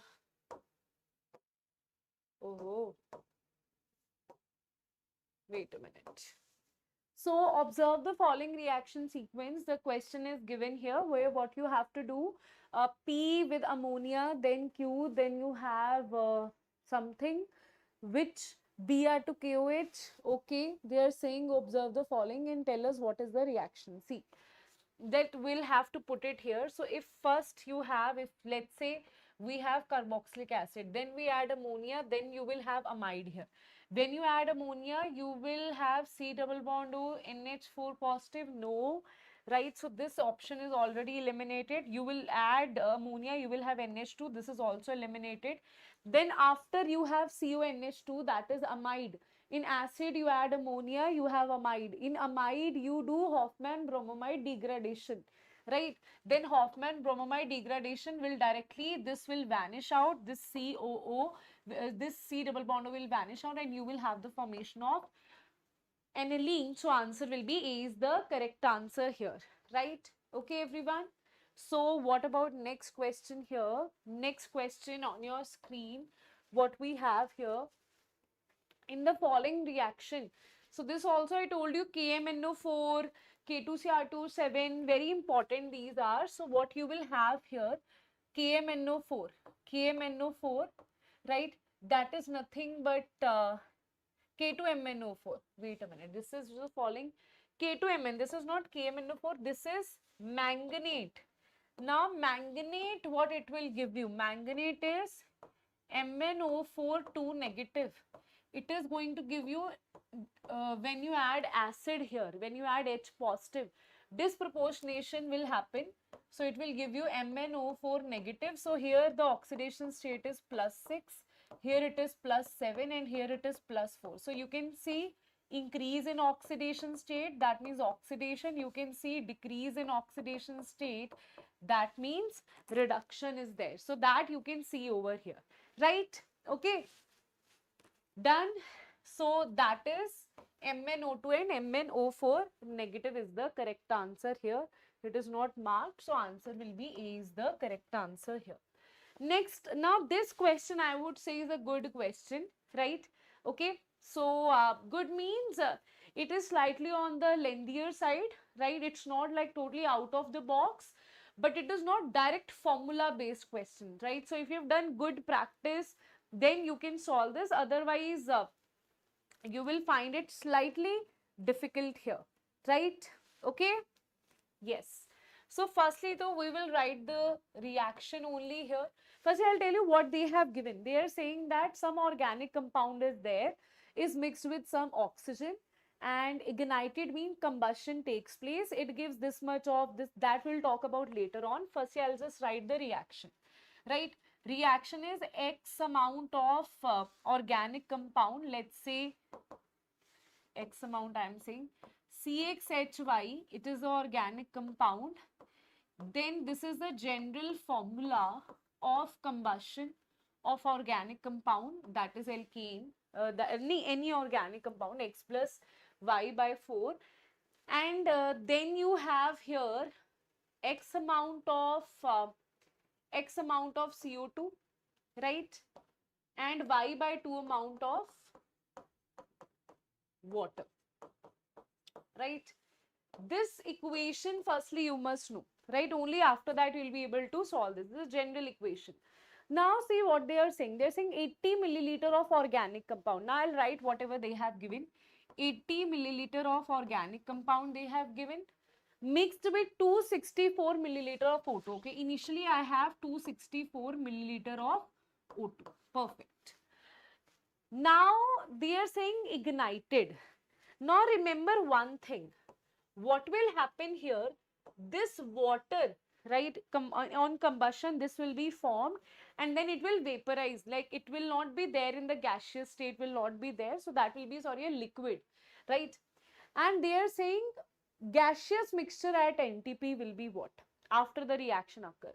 So when I talk about gaseous mixture, what I will say, this will not be included in the gaseous mixture, right? So they are saying that in the gaseous mixture, it gives this much of gaseous mixture. So in the end, how much amount of gaseous mixture? In gaseous mixture, what all you can have, because all of the organic compound is consumed. So overall gaseous mixture is what? Tell me. Gaseous mixture will be CO2. Gaseous mixture will be what? That will be CO2 amount that is formed, and left leftover O2. This is the gaseous mixture, that is nothing but given to be 224, right? So it gives this much of gaseous mixture at NTP. After passing KOH, 64 milliliter of gas remains. Now see one thing. What we are saying, that 64 milliliter of gas will remain after passing KOH.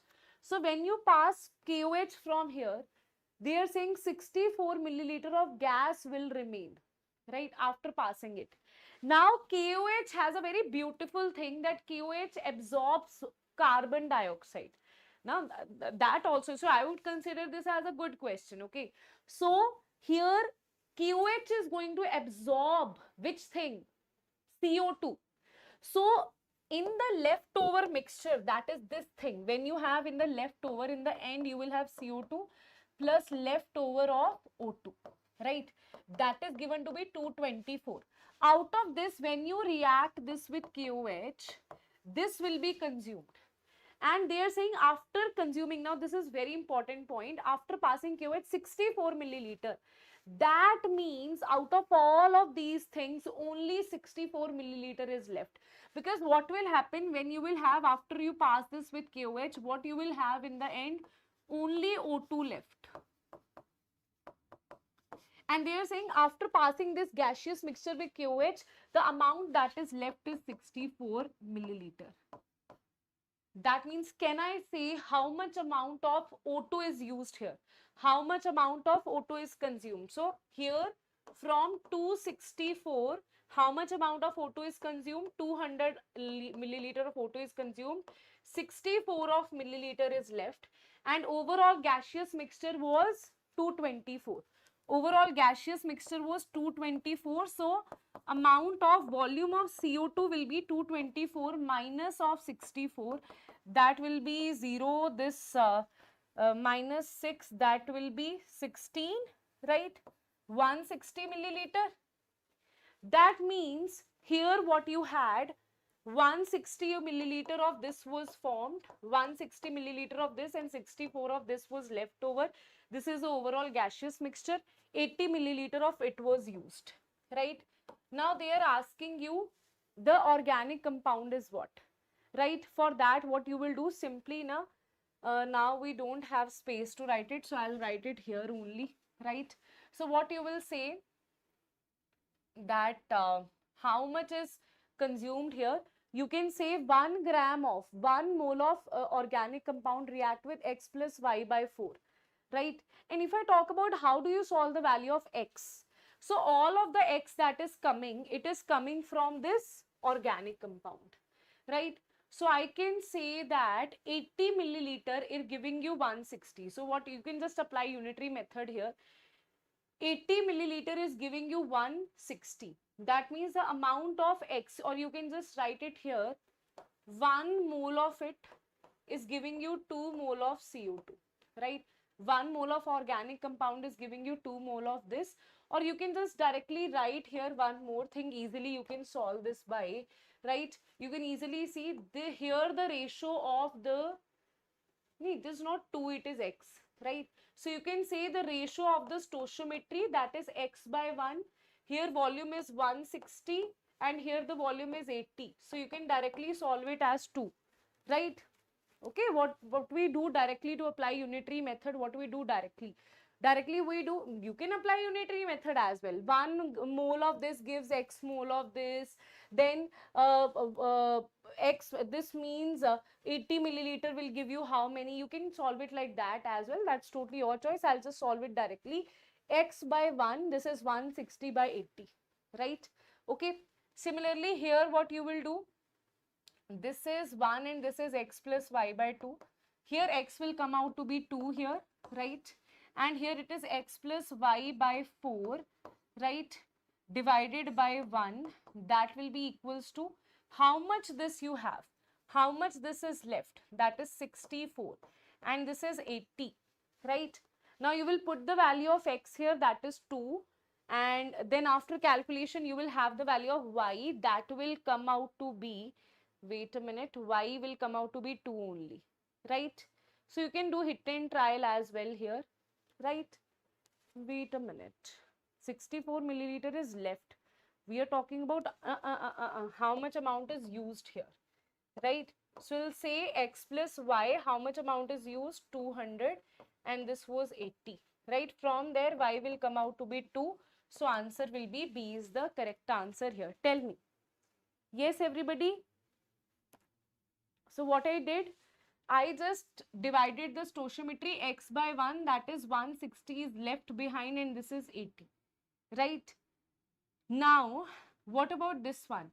This is stoichiometry divided by stoichiometry. Here, how much amount is consumed, used in the reaction, that is 200, and here 80 amount is used, and that's how you divide this and you will get your answer here, right?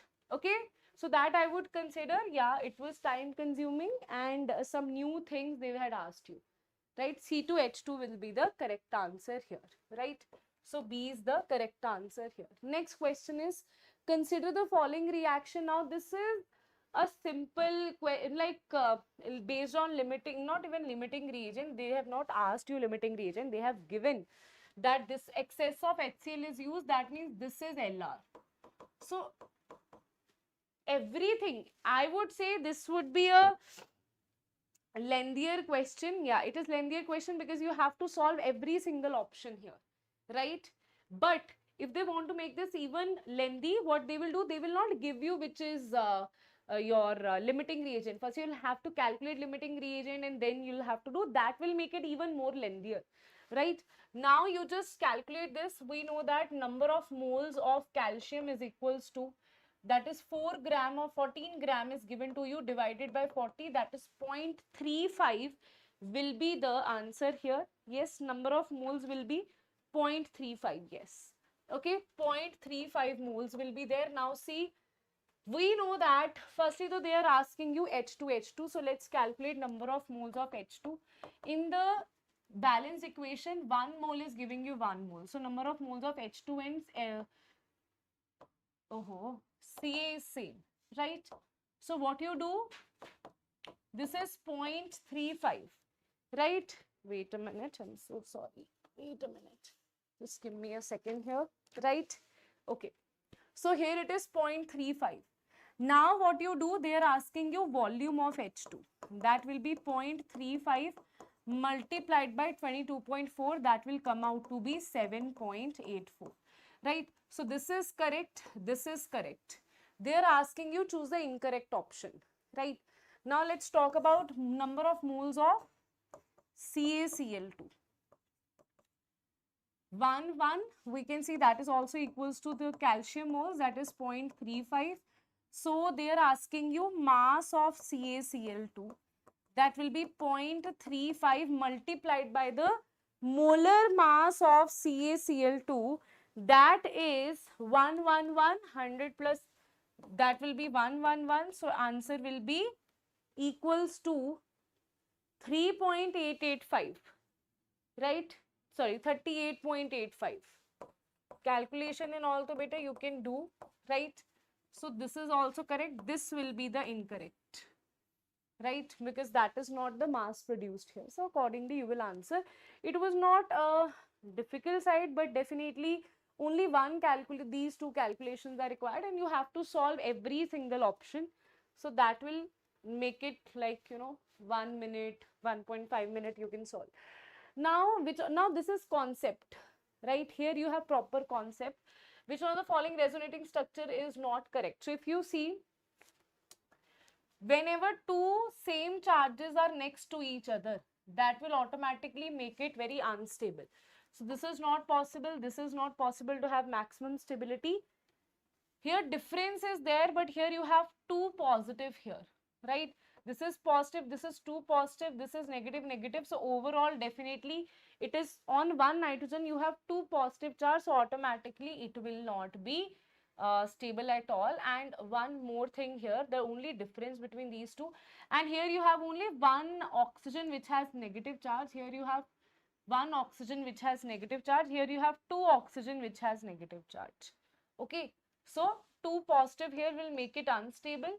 Here you have one oxygen which has negative charge and positive charge is away, so we can say A is the Most stable. Out of these 4 options, it will be the most stable. Right? Okay? Out of these 4, it will be the most stable. Right? Next is not correct. Acha, they are asking you which of the following resonating structure is not correct. Wait a minute. I thought they are asking you the stability. Okay. Not correct, they are asking you. So we'll have to solve it different way, because some students are saying that stability order was asked to you. Some are saying that, ma'am, most stable is asked to you. So let's define that. Is not, which of the following resonating structure is not correct only, right? So if you solve this here, overall here what you have, 1 2 3 4, 1 2 3 4, which has positive charge, 2 nitrogens are on each other, and this is 2 negative here. Here what you have, double bond, this is oxygen with next to each other, this is positive. I think it will not be which of the following is not correct, it will be most stable, right? It will be most stable, right? Then the answer will come out to be A is the correct answer here, right? Okay, yes. Now next question will be, next question what you have, all the pairs of molecules with this contains amphoteric. Amphoteric means which behaves as acid and basic oxide as well. So these two are definitely the pair of amphoteric. These are also pair of amphoteric. Out of this, GeO is amphoteric, but this one is acidic in nature, right? So this is false. AlCl3 BH3C, aluminium is electron deficient. They are asking you incomplete. This is also electron deficient. This is also only 4 electrons. It is octet is not complete. In NO2 as well, you will see this here, right? In NO2 as well, you will have this thing as, wait a minute, NO2 they are saying, na? Yes. In NO2 as well, what you have, nitrogen has incomplete octet there, right? So answer is going to be, this is also having incomplete octet. So answer, this is true. So statement 1 is incorrect, statement 2 is correct. So answer will be D is the correct option here. So here now I would say concept can be, you can do mistakes there, but otherwise this was not a lengthy question, but definitely concept you must know, right? Then you have but2ene show OI, propanol and propanone are function groups. So this is the question where they are optical isomerism and all. So firstly I'll write but2ene, 1 2 3 4. But2ene means this thing. Now optical isomer they are talking about, right? GI it will show, but if I talk about optical isomer, right, it has plane of symmetry. So if plane of symmetry is present, this will not be optical isomer. So this is not correct. Propanol and propanone, aldehyde and ketone are functional isomer. That is true. Then pentane and 2,2-dimethyl propane. Pentane is 1 2 3 4 5, right? Then you have 2,2-dimethyl propane. That is, I think it will be chain isomer only, right? 2,2-dimethyl. So the chain is different. Here this is the chain, here 5 carbon chain, here 3 carbon chain. So they will be chain isomer. So only B and C is correct option. So C is the correct statement here. So this is what students were saying that, ma'am, so many statements are given and they are asking you which will be correct, A, B, C, A, B, right? So that is there.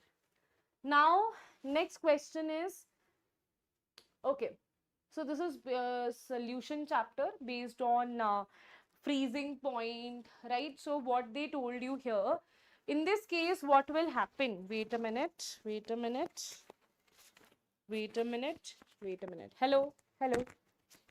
Oops.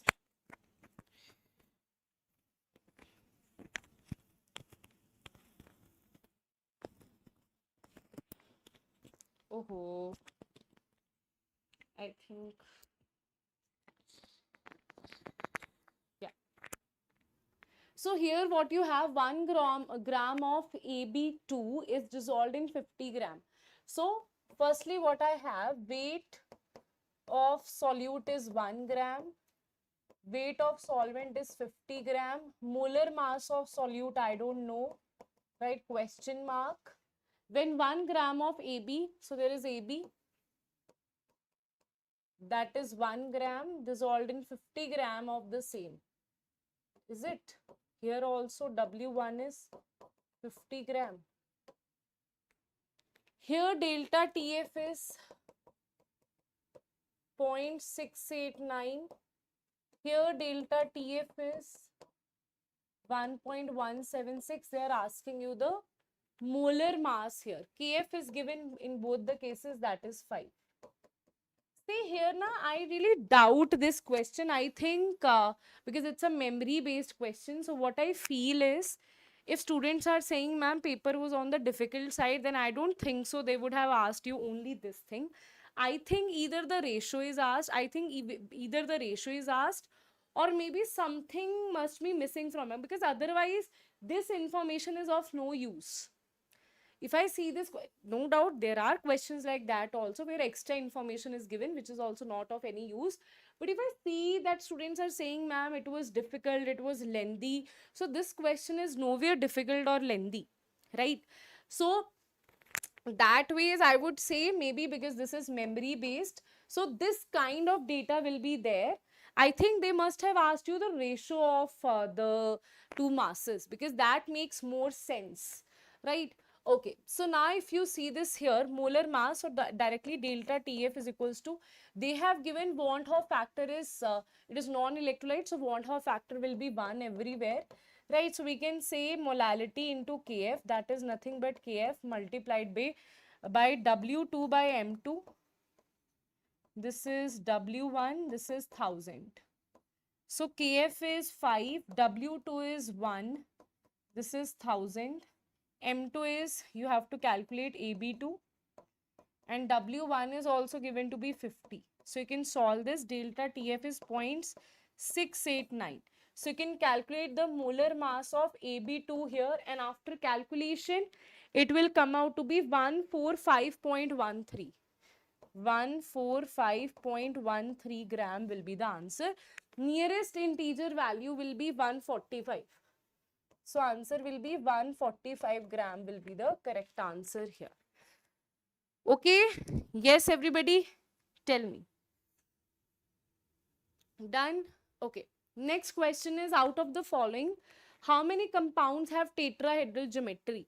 Now see, this is a mix of chemical bonding and coordination chemistry, which students are saying that, ma'am, according to their memory, right, they are saying, ma'am, that inorganic was like, very good questions were asked from inorganic chemistry.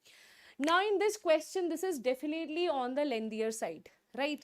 Because you have to solve everything here. If you know that this is sp2 sp3, if you've crammed it before, then it will take less time. Otherwise it is not again tough.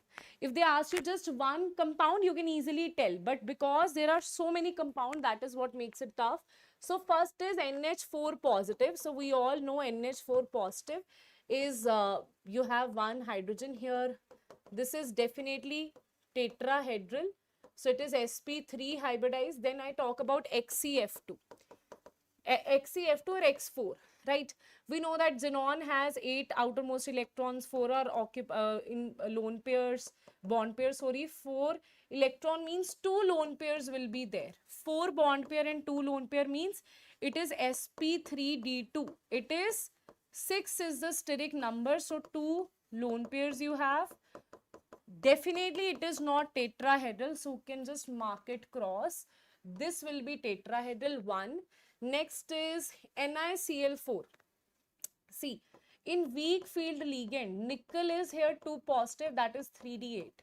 So in weak field ligand, definitely d orbital will be fully occupied. It will be 1, 2, 3, 4, 5, 6, 7, 8. You will be left with sp3. So answer will be sp3. That is tetrahedral. This will also be tetrahedral, right? PtCl4 2 negative, right? Wait a minute. If I say PtCl4 2 negative, see, platinum, we know that down the group what happens, the no doubt, this is a weak field ligand. Cl is a weak field ligand, but I told you that 3D series, 4D and 5D. So 3D series, the weak field are behaving as weak field, strong field are behaving as strong field. But what happens in PT, right, and PD, what actually takes place in 4D and 5D series, even the weak field ligand will start behaving as strong field.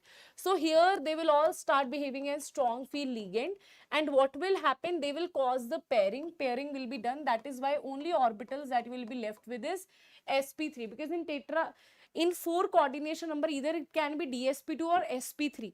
If it is causing pairing, so definitely it is going to be dsp2. I have written sp3. Definitely if it is causing pairing, so it will be dsp2, right? So this is also not under tetrahedral. Then you have CuNH4 CuNH4 NH3 4.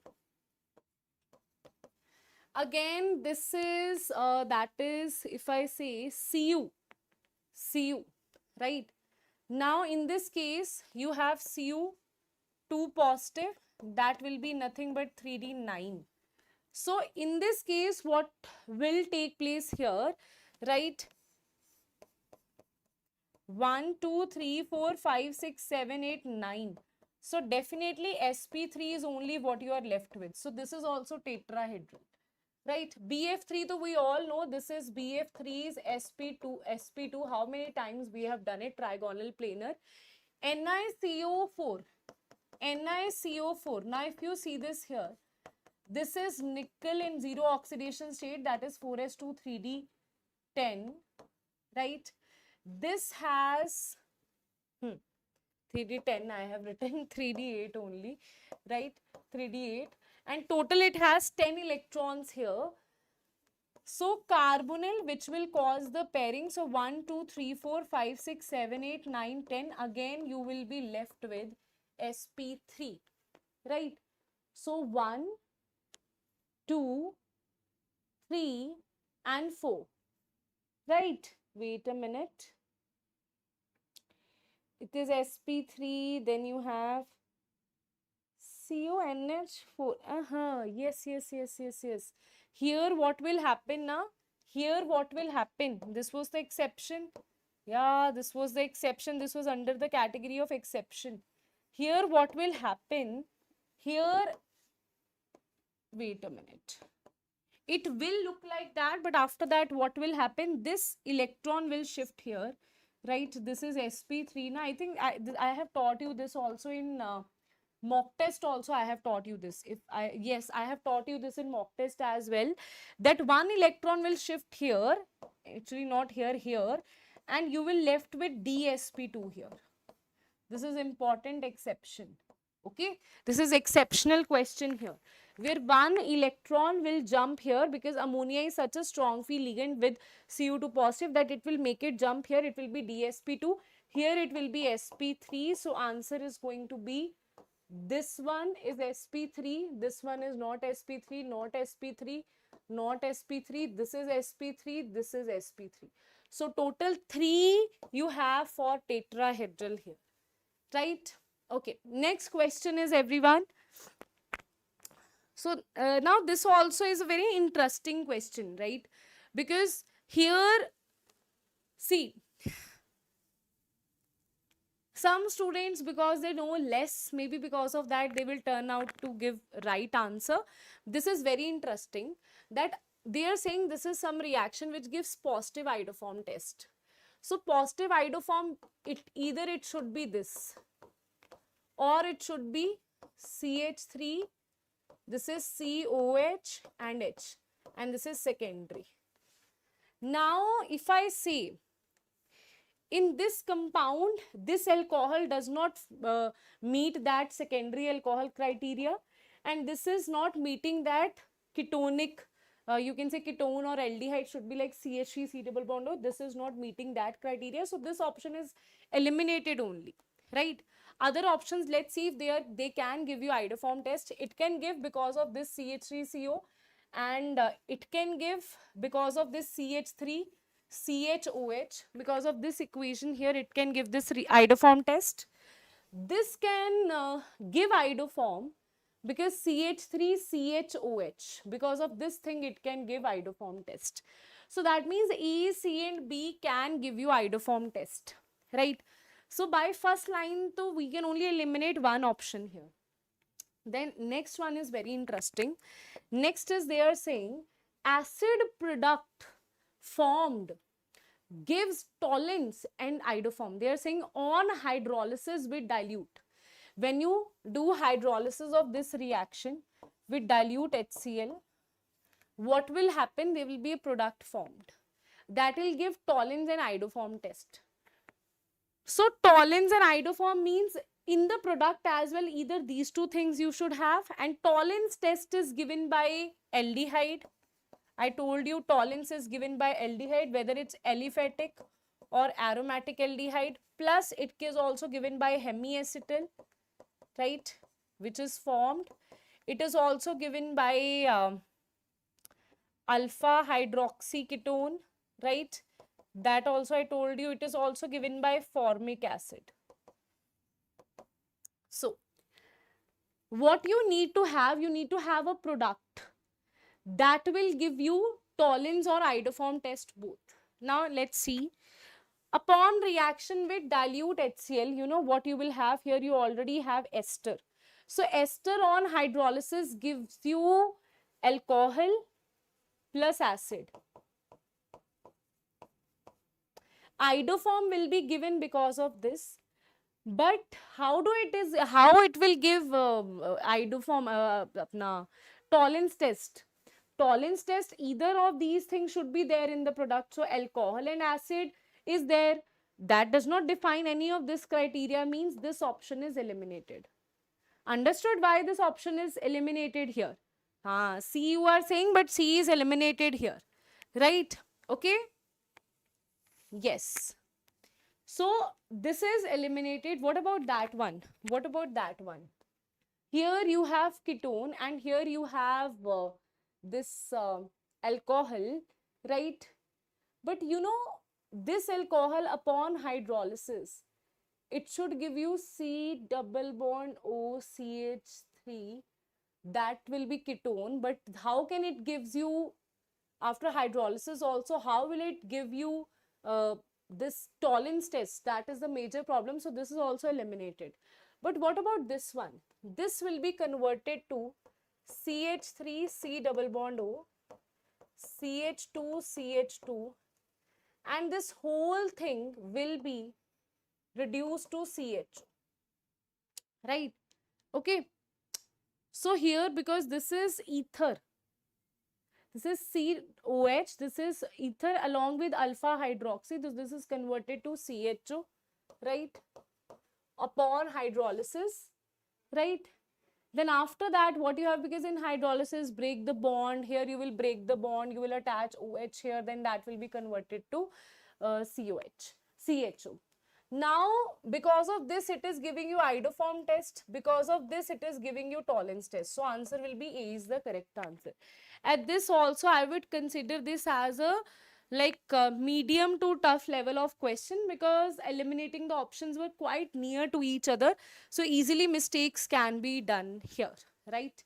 Okay, right everybody? Next question is, I think this is a repeated, the same question just like that we done, means I think it is repeated in this PPT, but here more statements are there, right? So I think this must be a very applicable as compared to that question here. So propanol and propanone are functional isomers. That is correct. Ethoxyethane and methoxyethane are ethoxy. This is metamers. Yes, the alkyl groups are different here. This is methoxypropane. That is also true. But-2-ene shows optical. That I already told you. That will not be correct. But-1-ene and 2-ene are functional isomer. Okay.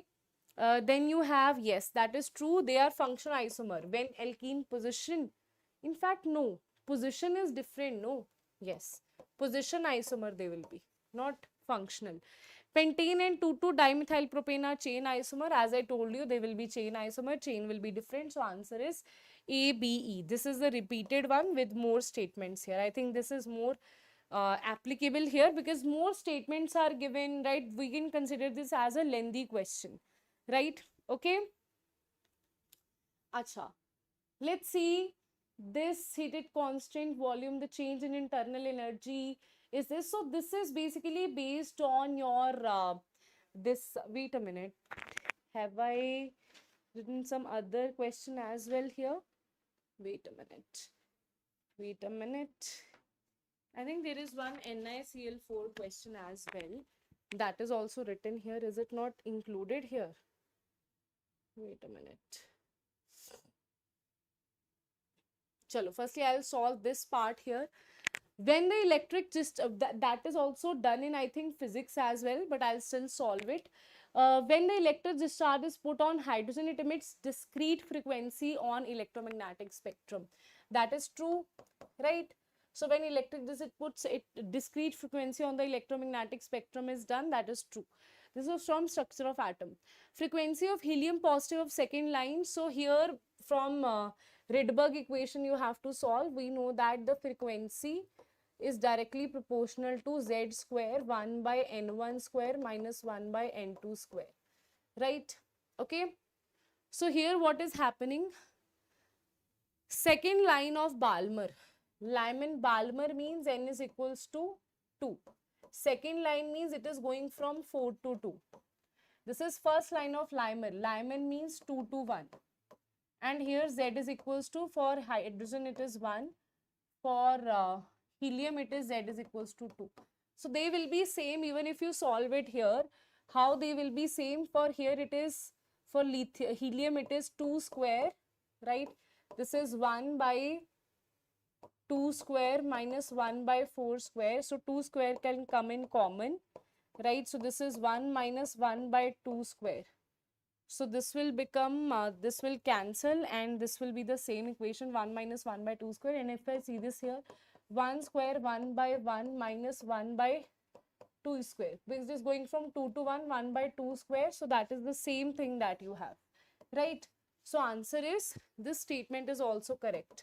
So both the statements are correct here, right? Okay. Next is, which of the following compound is paramagnetic in nature? Paramagnetic in nature is what they are asking you, right?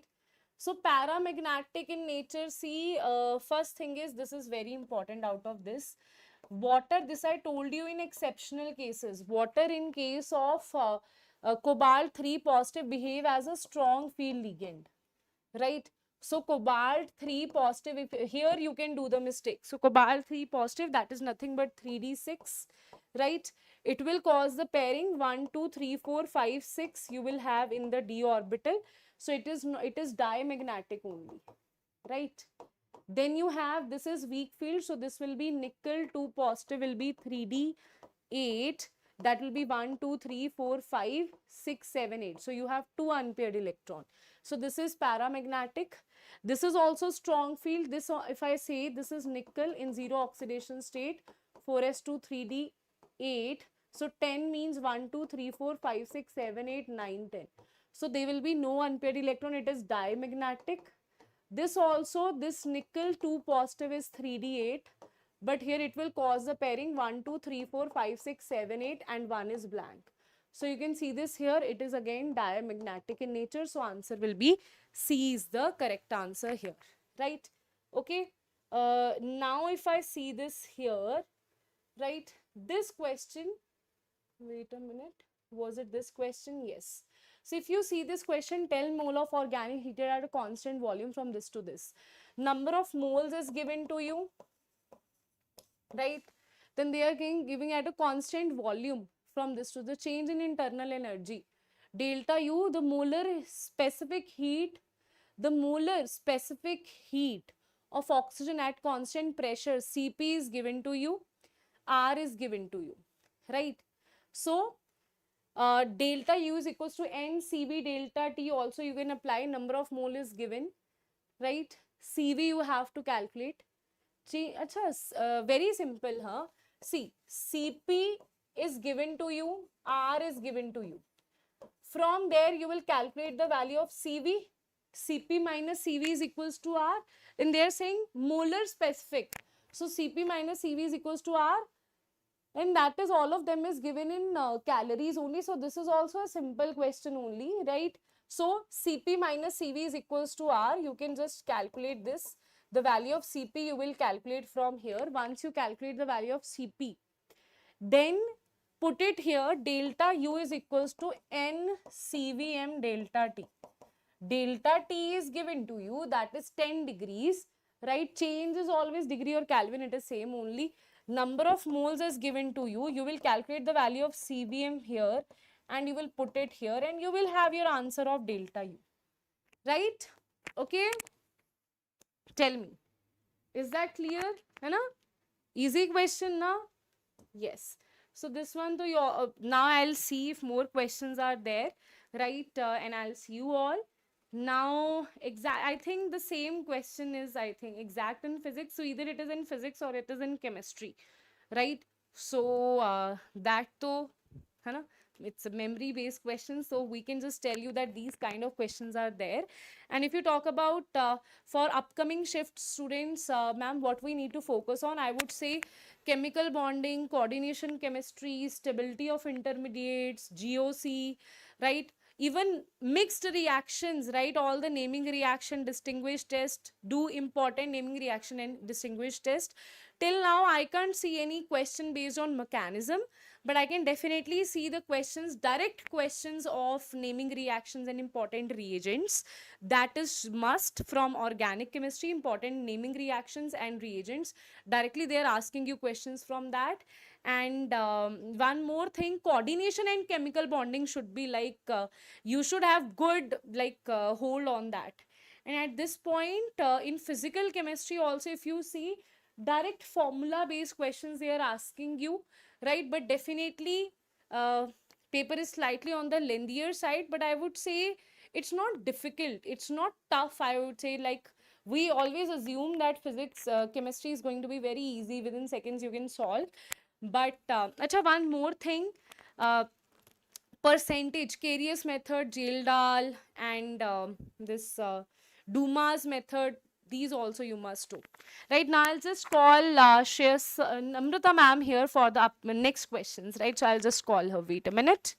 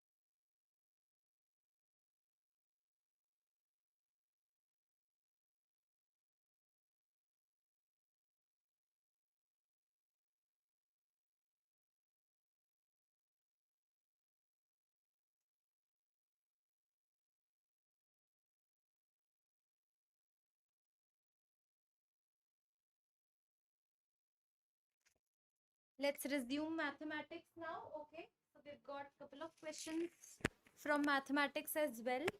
More questions, 10 questions I guess I have already done.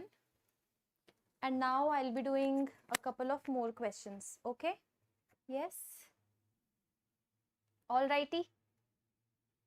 Okay, import file, open.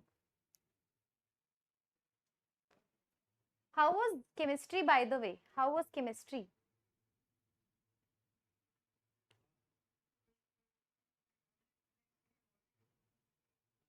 How was chemistry? Teaching mode.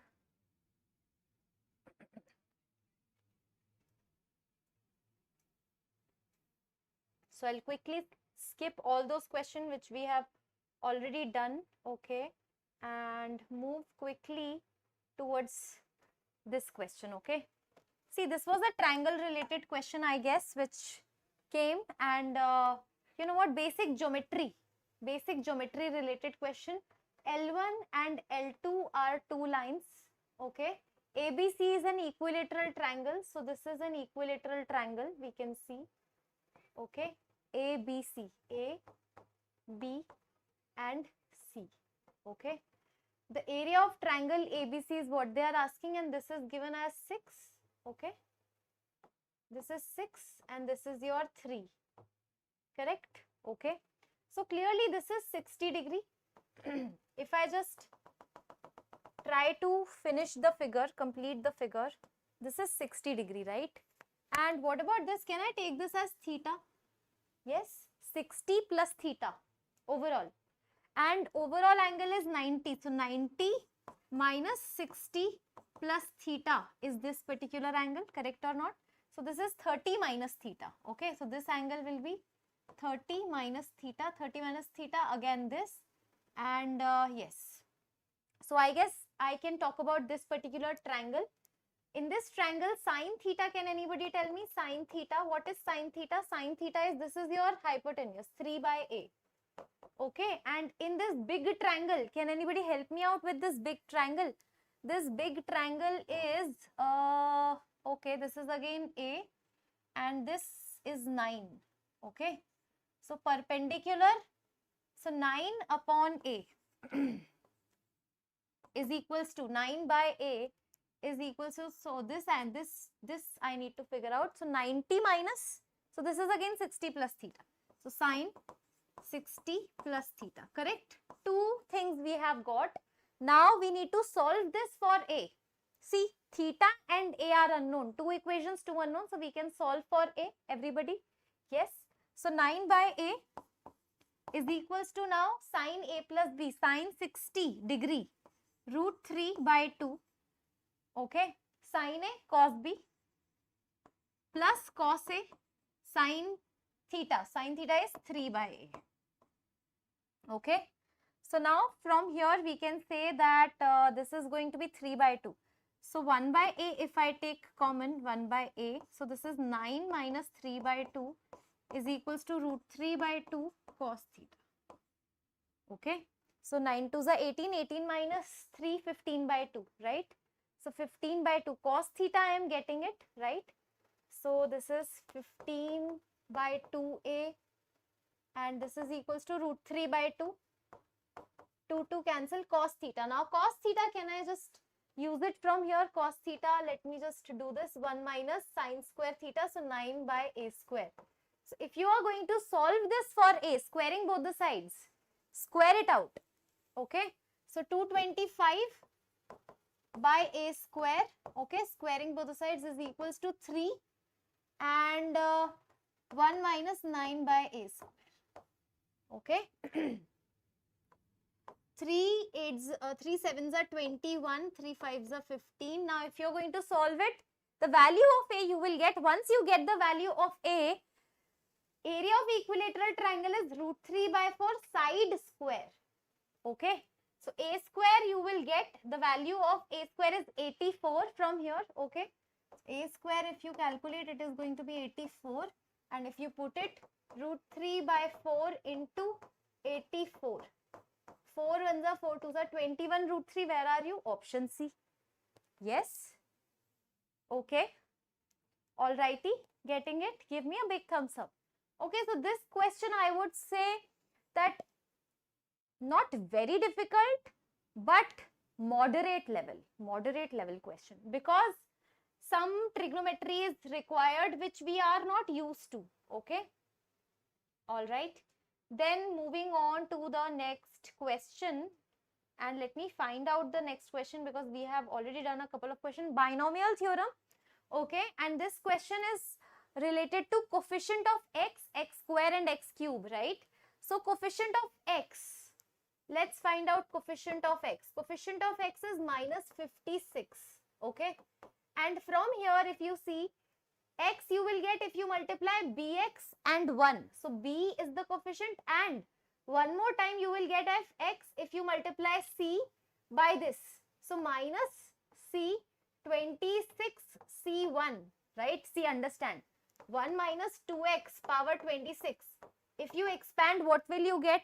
So it is going to be 1 minus, so 26c0, 26c1 and 2x plus 26c2, 2x square plus minus 26c3, 2x cube and so on. Okay, so this is the expansion if you multiply c with 26c1 into 2. Okay, so 26c1 into 2. So this is what you're going to get as coefficient of x. Coefficient of x square, my dear students. So coefficient of x square is 0. X square you're going to get when you multiply a with 1. So this is going to be a. X square next you're going to get when bx will get multiplied with x. So bx into this. So minus b, 26c1 and 2x. Okay. And x cube you are going to get, okay, if 0 is equals to x cube, right? So x cube, how will you get? When you multiply x square with x. So a and x. So this is minus 26c1 and 2, correct? And next x with x square, so plus b and x square, so plus b, 26c2 and 2 square. Okay. All right, this kind of a thing. So now let's open it. So this is going to be, let's solve it out a little bit. Minus 56 is equals to b minus 52c. Okay, this is first equation. Second, 0 is equals to a minus, again, 52b. Okay. And third, this is 0 is equals to minus 52a plus b and 26 into 25 by 2 and 2 square, one more 2. Okay, this is what you are having. So 3 equations and 3 unknowns. So let me just quickly tell you what are the 3 equations and 3 unknown, right? So first equation is this between b and c. Second equation is a, b, c. Third equation is again involving a, b and c. Now you just have to solve these 3 equations. Now solving this is going to take some time. This is something which I would say slightly calculative. So this question alone I felt till now was slightly calculative. Okay. Possibilities are there that these questions might get repeated in 23rd session, but not exactly, some part of it, like integration, similar integration with little bit here and there. Okay, so there are chances. Make sure, especially in mathematics, you do each and every memory based question at least twice. Okay, all right, and make sure you go and yes, now this particular question again from area under curve, very easy question. You don't have to use the integration, just proper geometry and you are done. Okay. All right. Find the area inside the ellipse. So you have an ellipse. Okay. X square by 2 square plus y square by 1 square is equals to 1. Okay. Now area inside the ellipse, but outside the area enclosed by this. So y is equals to mod x minus 1, y is equals to 1 minus mod x. Okay. So this is what this ellipse look like. And now let me plot this. Mod x, please tell me x minus 1, how will x minus 1 will look like? First of all, this is your 2. Okay, 2 comma 0 and this is 0 comma 1. Now help me with this. Y is equals to x minus 1. If I put x is equals to 1, I will get y is equals to 0. So I think this is the point. X is equals to 1 and y is equals to 0. Oops. X is equals to 1 and y is equals to 0 will be here, right? Okay. And y is equals to 0 will give you 0 comma 1 is actually satisfying. If you put y 0, x will be 1. Y 0, x 0, y 1, y minus 1. Okay. X 0, if I put x is equals to 0, I will get y minus 1. Okay. So I think this is the thing which I am going to get. Can you see? If you plot each and everything, this is what you're going to get. Now what they are saying is area inside the ellipse but outside this. So this is the area you are looking for. Okay. All we have to do is that area of ellipse, required area is area of ellipse. Area of ellipse, you have a direct formula, right? Pi AB. Pi AB minus triangle. So 4 times half into base. So this is 1 into heights. 1 into 1. Okay. So area is 2 pi minus 2. 2 pi minus 2 is option A, which is absolutely correct. Okay. Yes. So this is how it is. Now next question is nothing but this scary looking integration, but trust me, if you know the properties, I have already told you, from definite integration the question is very easy because you can do it by using property. Now even odd property, how many of you are aware minus a to a odd function dx, odd function is equals to 0. How many of you know this property? And minus a to a even function dx is nothing but 2 times 0 to a same even function. Yes, basic property. Yes or no? Tell me, how many of you are actually aware about this property? Yes, very important property. If you are not aware about this property, your preparation is not done in a right way. You have not studied integration in proper way. Okay. Yes, minus a to a, 2 pi upon this. Can you see 2 pi upon this whole thing? 2 pi upon 1 minus sine mod of x plus pi by 6. This is an even function, and 4x power 11 upon 1 minus sine mod x plus pi by 6. This is an odd function. I hope you know how to identify even and odd. This is an even function. This is an odd function. If you integrate minus a to a plus a, this is gone. If you integrate minus a to a, this is going to be 2 times 0 to pi by 6. Okay, right?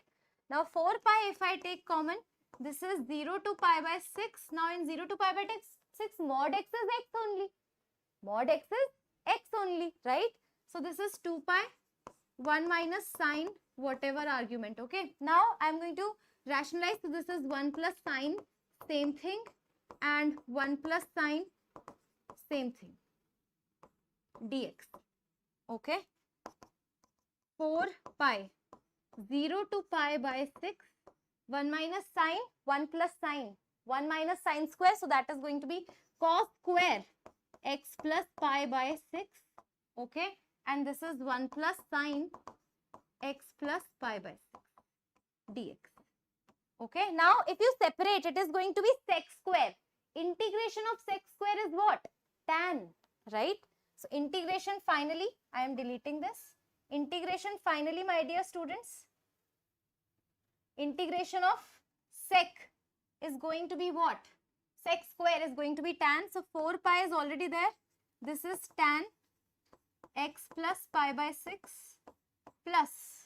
Now this is what? Tan into sec. So integration is what? Sec. So plus sec x plus pi by 6 and 0 pi by 6. Okay. 4 pi. Now put pi by 6, if you put pi by 3, so this is root 3 plus sec pi by 3, sec 60 degrees 2 minus, if you put 0, tan pi by 6 is 1 by root 3 and sec pi by 6, sec 30 degrees plus root 3 by 2, so minus root 3 by 2. Oops.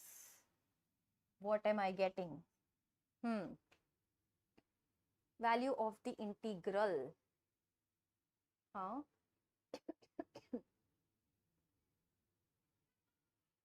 All right. Yes. So now what you're going to get is root 3.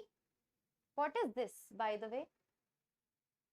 So if you are going to solve it, let me just check. So eventually you are going to get 8 pi. Yes. Solve it, 8 pi will be the final answer. Okay, do the calculation and you'll get 8 pi as the final answer. Okay, yes, alrighty. Moving on to the next problem. Now this is a good problem, thoughtful problem, but you know what, if you understand the concept of the problem, then the question can be done in a jiffy. Please understand, they are saying that A set is having 1 2 3 4 5 6, okay, and B set is having 1 2 3 4 and all the way up to 4 5 4 5 6 7 8 and 9, correct? Then the number of strictly increasing functions from A to B. Strictly increasing means that okay, and also f of I is not equals to I. That means f of 1 can never be equal to 1. So I have removed this one. Okay, f of 1 can never be equals to 1, and you know what, f of 2 to can never be equals to 1. Why? Because increasing function, right? Okay, so f of 1, suppose now increasing function means what? Increasing means 1 to 1 functions we have to create, right? 1 to 1. So that is so obvious that 6 elements of set A will get attached with or make a relation with, make an image with 6 elements out of these. Total how many elements? 9, but 1 is rejected anyway, so total 8 elements. Out of 8 elements, my dear students, out of 8 elements, you just want 6 elements. So just select any 6 elements, 8C6. Once suppose you have selected randomly 1, 2, 3 and 4, 5, 6. That's it. Suppose you have selected. Now you know what? There is only one way. There is no permutation, only combination. Only selection is done. Now automatically one will get associated with the smaller one, then eventually second, then third, fourth. This is how increasing function will get created. There is no another option we have. You just have to arrange in increasing order. That's it. 8C6 you will solve. 28 is the right answer. Okay. Correct. Alrighty. Next question on your screen from the world of statistics. Direct question. A question which has been, we have been doing this type of question. But yes, the calculation should be on point. There is no concept, like there is no such concept that you can say that, okay, this is a new concept. No, direct formula based concept, okay. Mean of the data set is 8. So that means x plus y plus 12 plus 14 plus 4 plus 10 plus 2 plus 2, okay.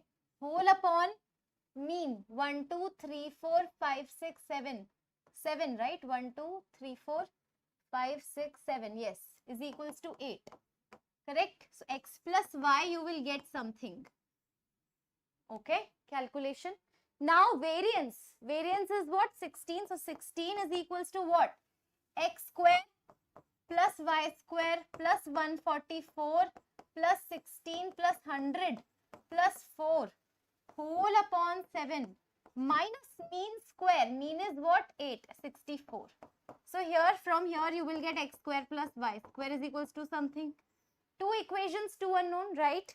So let me just copy. X plus y is coming out as 14 and it is 100. Yes, this is 14 and this is 100. Now how to solve? X plus y whole square is equals to x square plus y square plus 2xy. So from here get 2xy, okay.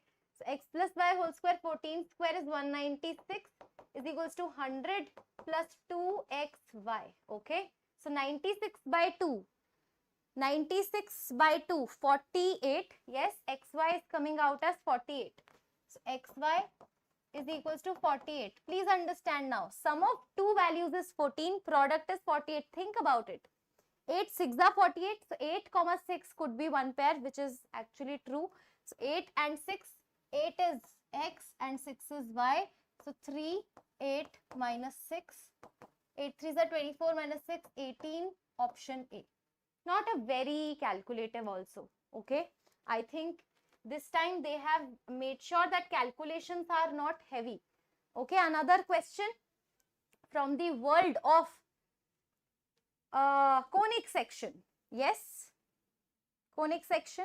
Till now, how is your feeling? You guys are seeing, you guys are watching the mathematics solution. Tell me honestly that what do you think? How is the paper? Yes, I guess Louis is from class 8th and he is doing JEE Main memory based problem. I don't know why Louis is so interested. Sabri is also there. I can see the old students are already there over here. Easy peasy. Sabri is saying, what about others? Are you finding, are you nervous? Are you feeling good after seeing easy questions? Tell me.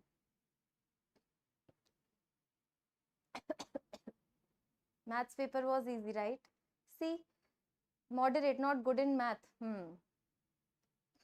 See, please understand one tip I want to give it to you, especially who might prepare for the second attempt or who might give exam in upcoming shifts. You know what? Do not underestimate or do not make that mindset that I am to going to focus on physics and physics and chemistry. I will extract marks from only physics and chemistry. Do not make this mindset beforehand, because you know what? Anything can happen. Sometimes you feel that my maths is bad, but if you just focus on only basics, only like easy stuff also, then also mathematics can reward you nice marks also, just like this particular paper. And we are hoping that the next shift is going to be slightly on a tougher side. What do you think? I think the upcoming shifts would be slightly tougher, but again, let me repeat myself, even if the shift is tougher, it is tough for everyone. Eventually, you are going to get the ranking that who is better. Eventually, it's the competition. Okay? Yes. If O is the vertex of the parabola, okay, so O is the vertex of this parabola, x square is equals to 4y. O is the vertex of parabola 0, 0, okay. Q is the point on parabola and C is the locus of the point which divides, okay, C, understand, O 0, 0 and Q is the point on the parabola. So this parabola will be like 80 square comma 280. So this is 280 comma 80 square. So 2t comma 80 square, t square. Okay, so this is the point Q. And C is the locus of a point which divides OQ in the ratio. So C is suppose H comma K and ratio is 2:3. Okay. The equation of chord of C which bisected at point 1, 2 is what? So H is going to be 4t plus 3 into 0 upon 5 plus 0 by 5, yes. And K is going to be 2t square plus 0 by 5 again. Okay. So now what you can do is you can actually create a relationship between H and K because you're looking for a locus right now. Okay. How will you do that? This is 0. So t square from here you can say that 5k by 2. Okay. And 5h by 4 is t. So 5h by 4 I am going to put it over here. 5h by 4 whole square. Okay. Is the value of t is equals to 5k by 2. So this is 25h square by 16 is equals to 5k by 2. 5, 5, 2, 8. So 5x square is equals to 8y. This is your parabola. And this is the locus of C. The equation of chord of C. This is your C. Equation of chord of C which is bisected by 1, 2. Please understand, this was the question which was asked in previous year also. Okay, this was the question which was asked in previous year and this is mentioned in my 99 topic checklist. Who has seen my 99 topic checklist? Equation of chord whose midpoint is given is written by t is equals to S1. Equation of chord whose midpoint is given 1, 2. Okay. So 5t, first of all, let me write t. 5x x1 Okay, minus 8y. 8y will be 4y plus y1. Okay, so y plus 2. This is your t is equals to f1. So you have to put this point. So 5 into 1 square 5 minus 8 2s are 16. This is your equation of chord. 5x minus 4y. Okay, is equals to what? Minus 8, and this is what? 5 minus 16 is minus 11. So minus 8 minus 11. If I shift minus 8 minus 11 plus 3 plus 3. 5x minus 4y plus 3, option C is absolutely right. Okay, yes, if you're going to solve this, C you are going to get directly. Okay. 2 minutes. All right, next question on your screen. Now, if again 1 raised to power infinity form, I have already told you also, 1 raised to power infinity form is actually important. Okay, how to check? If you are a Ninja Ma'am student, the moment you see limits question, you will always check the form, right? So you put x is equals to 1 over here. What will you get, ma'am? Log of f of 3 upon f of 3. Okay, and power 18 upon 0. Okay, so this is log 1. Log 1 is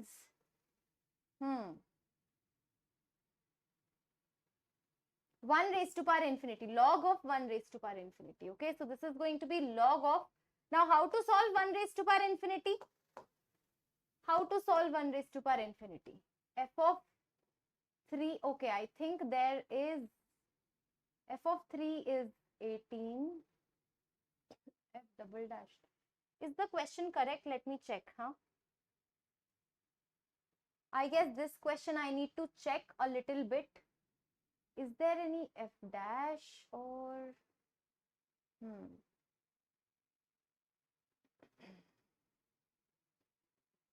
I think this ln is not there. Yes, sorry. I think ln is not there.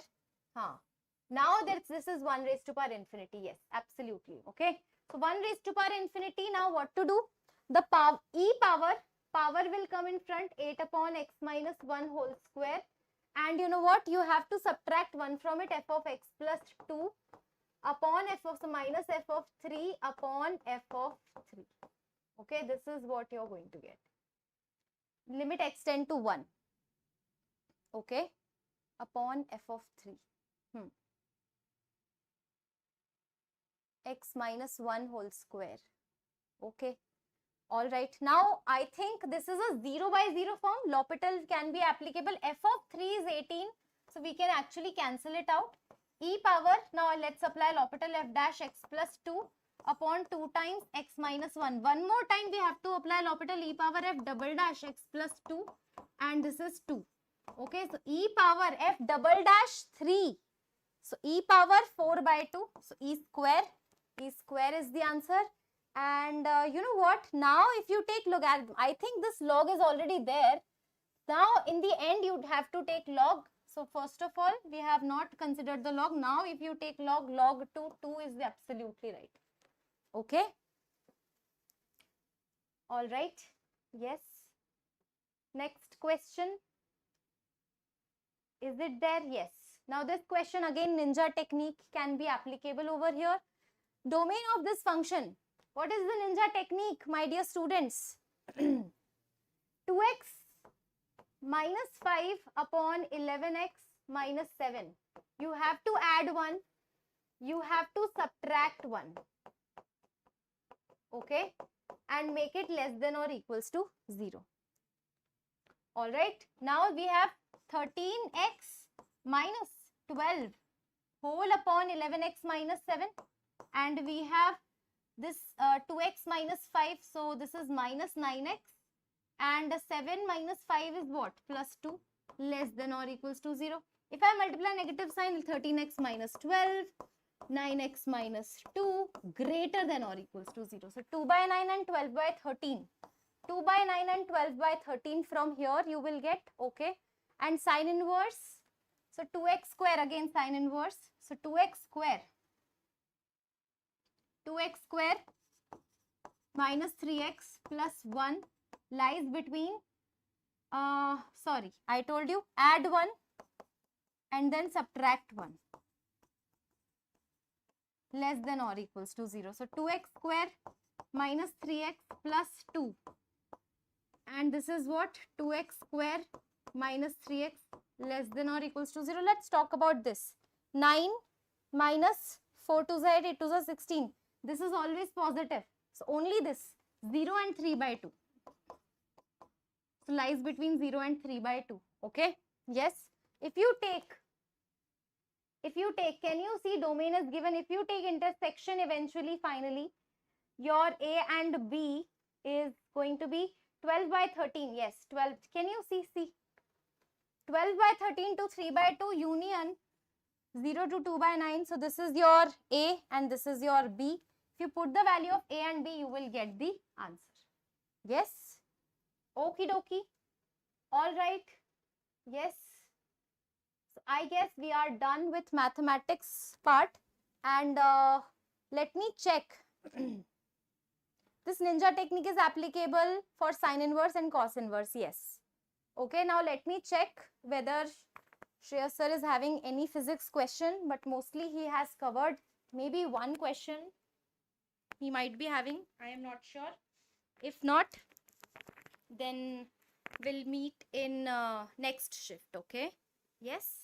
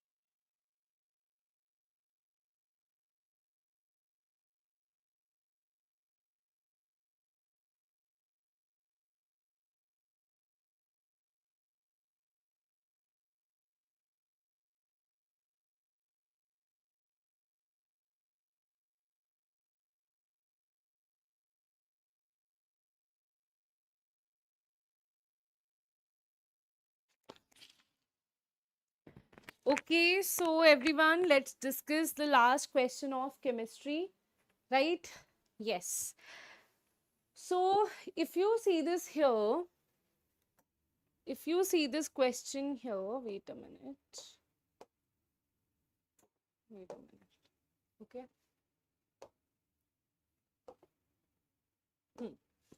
So if you see this question here, observe the following reaction in sequence. So what you have to do, understand how to calculate DOU, that is degree of unsaturation, right? How do you calculate that? Oh,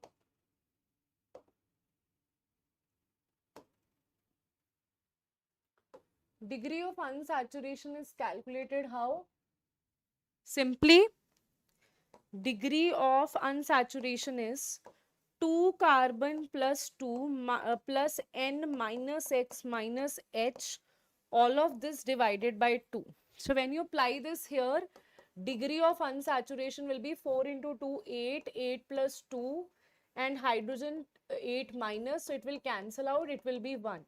Here degree of unsaturation will be 1, means one double bond should be there for A. One double bond is there here also, here also, here also, here also. So that way we can't tell. But if you see degree of unsaturation here, this will be 8 minus 9. For halogen also it is minus 1. This is plus 2. 10 minus 9 is 1. So there is degree of unsaturation will be 0 here. 8, 9, 10. This is also 10. This will be 0 here.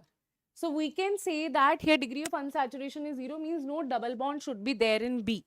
So in all the cases you don't have any double bond. So that way we have, we add HCl, that means Markovnikov addition should be there, right? Acha. Now they are saying C is optically active, right? C is optically active. So firstly, let's see in which of the following C is not optically active. If you see this here, In this compound, C is having no chiral carbon, so it is not optically active. Here C is optically active, here C is, because this is chiral here. Here this is chiral. Here this is chiral, so these three are optically active. So out of this, A is eliminated because A does not have any optically active compound, is not there in A, right? So that is eliminated. Now see one more thing here, what we have next, Then they are saying in C you have NH2. Here you have NH2 in C. Here you have OH in C, so this is eliminated. Here you have OH in C, so this is eliminated. So answer will be D, isn't it? Tell me. The options are making it a simple question here. So answer will be D. You have double bond, then you add Markovnikov addition will be there. Then you add Cl and hydrogen here. Then after that you add NH3, right? So in this case, Cl will be eliminated by NH2 here. So answer will be D is the correct answer here. Is that clear, everyone? Okay. So that was the question, right? So answer is D is the correct answer here. Now I'll call Shreyas sir. Some questions of physics are left. And in the end, before going, I would just say for the upcoming shift students, do your this reagents, important reagents and naming reactions. Okay, in the power marathon only I did it, right? All the naming reactions and all the important reagents. So questions are being asked from there only in organic chemistry. And then GOC, stability of intermediates, that also you must do. But in this shift, I would say more questions we can see from mixed reactions, reagent and reagents, important reagents, distinguished tests. We can see questions from there. Inorganic chemistry, chemical bonding, coordination chemistry, and exceptions, that is most important. And they're also asking questions from KMNO4. Now they have asked question from KMNO4, they can ask you in K2CR27 as well. But chemical bonding, coordination chemistry is most important. Out of that, hybridization based questions are asked. Then from physical chemistry, formula based questions. So revise all the formulas here, right? Okay. So I'll just call Shreyas sir now. Just give me a second.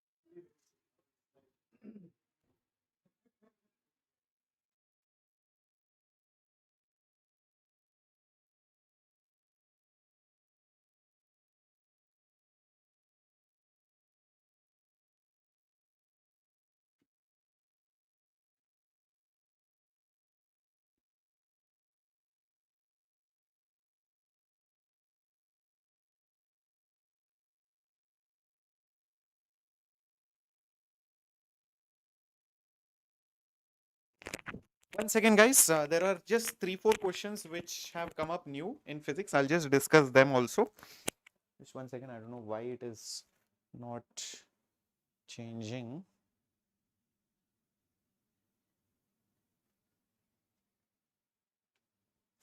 Okay, fine. So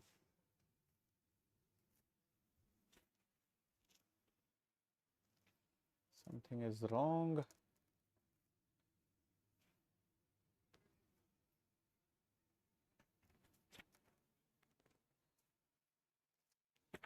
Just one second, guys.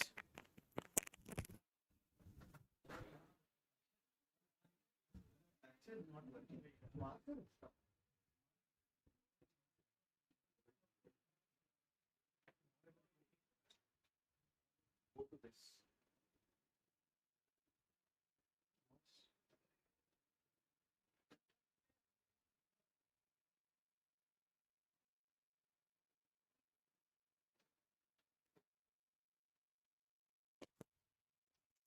Just 1 sec, people.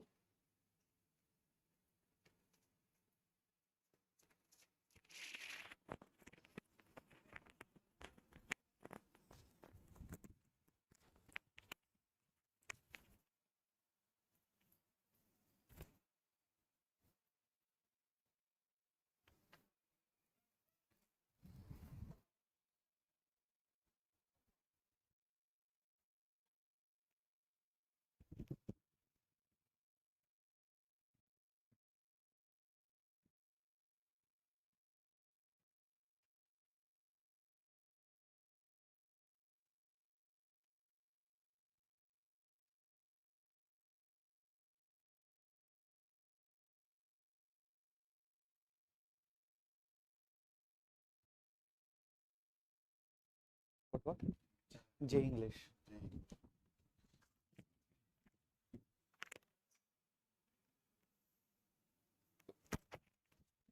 Camera is also not seen.